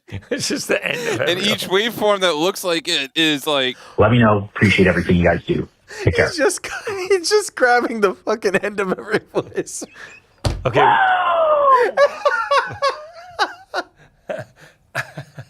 Wow, And now get this done. Cheers. Nope, you already tried that one. I got to go through it after. Okay, great. All right. While you look, here is Brendan Schaub fan questions from June 7th. Here we go. Ask about. Like I'll listen to Ariel. Shit, okay. The What boys the in the fuck? back are my favorite. I love the boys in the back. That's who I listen to mainly. I think they're great. Oh They're great because they're not. And I'm not saying even I'm a little jaded, right? I've been in the business so long. I've been doing this a long time. Ariel's been doing a long time. Luke Thompson's been doing a long time. Chael's been doing a long time. Insert your favorite MMA guy in the YouTube space, right? The boys in the back, they're not famous. They're just the love of the sport. They don't have to sway any way, any particular way. They're taking the White House card is spot on. Like they're just. They're not compromised yet. They're not getting pressure from fans or fighters. They can say whatever the fuck they want. I love it. That's what it should be. Yeah. You know? They're very knowledgeable. Fuck yeah. Oh, dude, they're way smarter than me when it comes to fighting. Yeah, those guys, they live, eat, and breathe this shit. They're very good. Yeah. So it's rare you get those authentic takes. Like a lot of guys will have relationships with fighters like me or, other. It's just, it is what it is. Or I trained with a guy, or I know the coach, or, I have my biases. I have my favorite fighters, or maybe their style's like this, or, they have similar careers to mine. So, I'm going to be fucking biased. The boys in the back, they don't have any of that, dude. It's refreshing. Yeah. So when they drop pods, I listen, man. They're good. I don't know how I got stuck on them. Do you think competition? Holy shit. Fuck. Damn. Yo, what the fuck?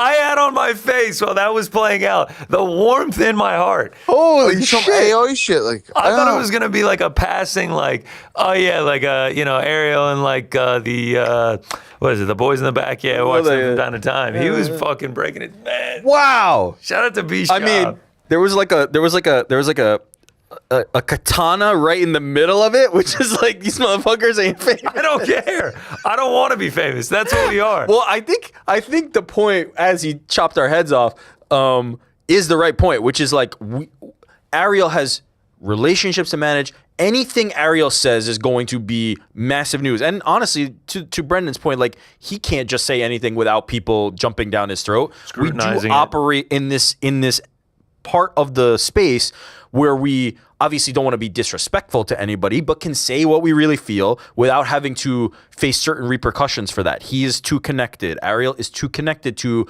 people in the industry that like Ariel can't always give his opinion on things. He is much more of a news down the middle, have the interview, talk to the person, because one person's going to get mad at him for saying this. One person's going to get mad at him for saying this. Whereas like we don't have to answer to that, right? We don't have to have them on the show and have other than Jorge Masvidal, who wanted to beat our heads in, but ended up being very kind to us.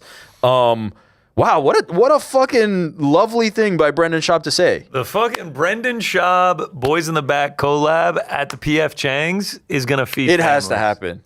It's going to feed families. Wow. Shout out to B. Schaub, man. Legend.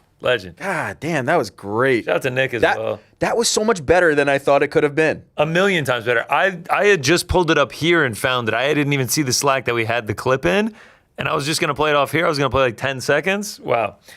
Man, fuck yeah, Brendan. The Shabasance? The Shabasance is here. The Shabasance is here, man. Let's fucking go, man. Let's fucking go. Gringo Poppy 10 on IMDb. Yeah. I just gave it 10 stars. That's right. We got any super chats, Frank? Sorry, I'm off. Yeah, me too. I'm on a high. I'm on a high. Jack's gonna read these today. All right, Everyone, Jack. Here's Jack. Yeah, let's go. Effing fucking Leroy says, let's test the BITB's UFC knowledge. Oh, Can you shit. guys name each main event of these 5 cards? UFC 291, UFC 266, UFC 245, UFC 278, and lastly, UFC 227. Okay, leave this up is all here. you. Okay, This is all you. I have 3 with a bullet. 266 is the beginning of my tenure here That's on the the Volk show. one? That is Alexander Volkanovski versus Brian Ortega. Okay. Correct. That one is easy money. UFC 291, that's Justin Gaethje versus Dustin Poirier, the head kick in Holy shit. Utah. UFC 278, also in Utah, also a head kick, Leon Edwards versus Kamaru Usman. Also correct. I mean, there was no world where those weren't going to be correct. From 266 on, I know every single one. 245 is where it gets tricky, and 227. So 227 would be what? 2 months before Khabib versus Conor. So that would have been like August of 2018. I'm not getting this, but I'm trying to give you as much context. Okay, for 245, can you give me a location? Ooh, a location. Okay, I was going to give you... Was 245 Israel Adesanya? No. Okay. Give me a location. My guess for some reason was going to be Adesanya Romero. No, that was two. UFC 245 was in Las Vegas. Fuck, that didn't help you at all. Where was Can I give you guys another hint for 245? Sure. Yeah. One of the fighters that fought on 245 also has fought on a card you've listed so far in this list. Okay. Kamaru Usman, Colby Covington. Yes. Yep. That was it. Let's go. Yep. 227. Let's do some hints. It is so funny, the literal like line in the sand of 266 on for me. Conor and Khabib was what date? That was 229 in October of 2018. Okay, so we're talking 2 months before that. We're talking like August of 2018. So 227 had a co-main that was, you could argue, just as good, if not better, than the main event. Dustin Poirier, Max Holloway in Atlanta? No. It was at the Staples Center in Los Angeles. This Hold on. This is not my... Staples Center. They didn't really go to LA all that much. Co-main better than the main event. 227. Don't bank me on that. That's just my personal opinion, I guess you could say. Okay. There was a voicemail that mentioned the name of a particular guy in this main event. Of one of the main eventers. Fuck. James Tuhuna? I give up. Yeah, Tell I us. give up as well. The main event was TJ Dillashaw versus Cody Garbrandt. Dillashaw won that, and then the co-main was DJ versus Cejudo, and that's when Cejudo won. Oh, wow. Great show. Yes, LA. That was in LA. Fucking hell. I appreciate the testing of the knowledge. If you ever want to test me on 266 and beyond, you're fucked. But Connor's got that I like shit. I like the mix-ins. I like the mix-ins. I am so fucking bad, and this is why I would be bad at Jeopardy. I'm not good with like placing dates and times and things together. It's not how my brain works. You know, I've actually I've been thinking about this a lot lately. I want to go back and do get more knowledge, like a history lesson, like gain more ball knowledge in UFC, and only do pre-pandemic, like big name fighters, and go back through like their resumes, go back and watch a bunch of fights and like choose 100 of them and like slowly go through them. That could be a fun little series if we could figure out how to do that. That could be interesting. I like that. I feel like it'd be like a social series, but yeah, something to like really start getting more locked in on the history of the sport. All right, what other super chats we got? That was fun. I love Costa the MK6 or Mark 6 says, Pat Nace, pound for pound back shots. What is the first is part? Pat Nace another? Is that another language? I don't know. I'm not sure. Spanish? French? Pat Nace.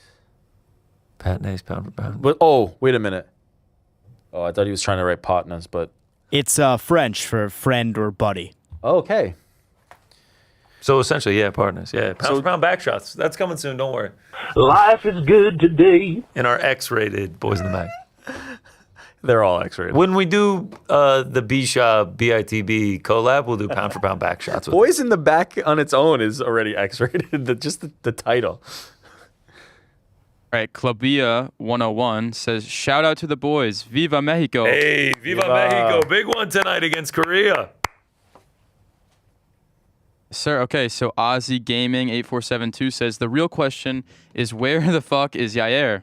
Where the fuck is Yair, man? I mean, like, this guy was supposed to be the new one. Also, why is he still like a top 5 145er? Last time we saw Yair, Pitbull, April of last year.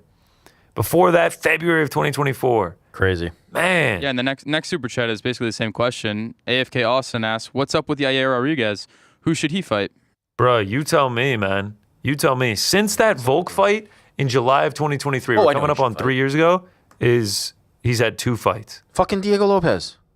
I know it's a highly ranked guy. Yeah, Diego of course. Lopez versus Yair. Let's just do this already. Please, for the love of God. We have a rivalry that is very intense. And as long as Volk remains champion, Diego's not getting another shot. Yes, this is the one. Yair versus Diego Lopez. Please, I beg for this fight. They hate each other. Also, Yair is 3-3 in his last. That's just, why is he 5th? Lito's fun, man. UFC says, Rick, wouldn't Conor winning a title actually invoke a championship clause and extend him at a current contract price into defending?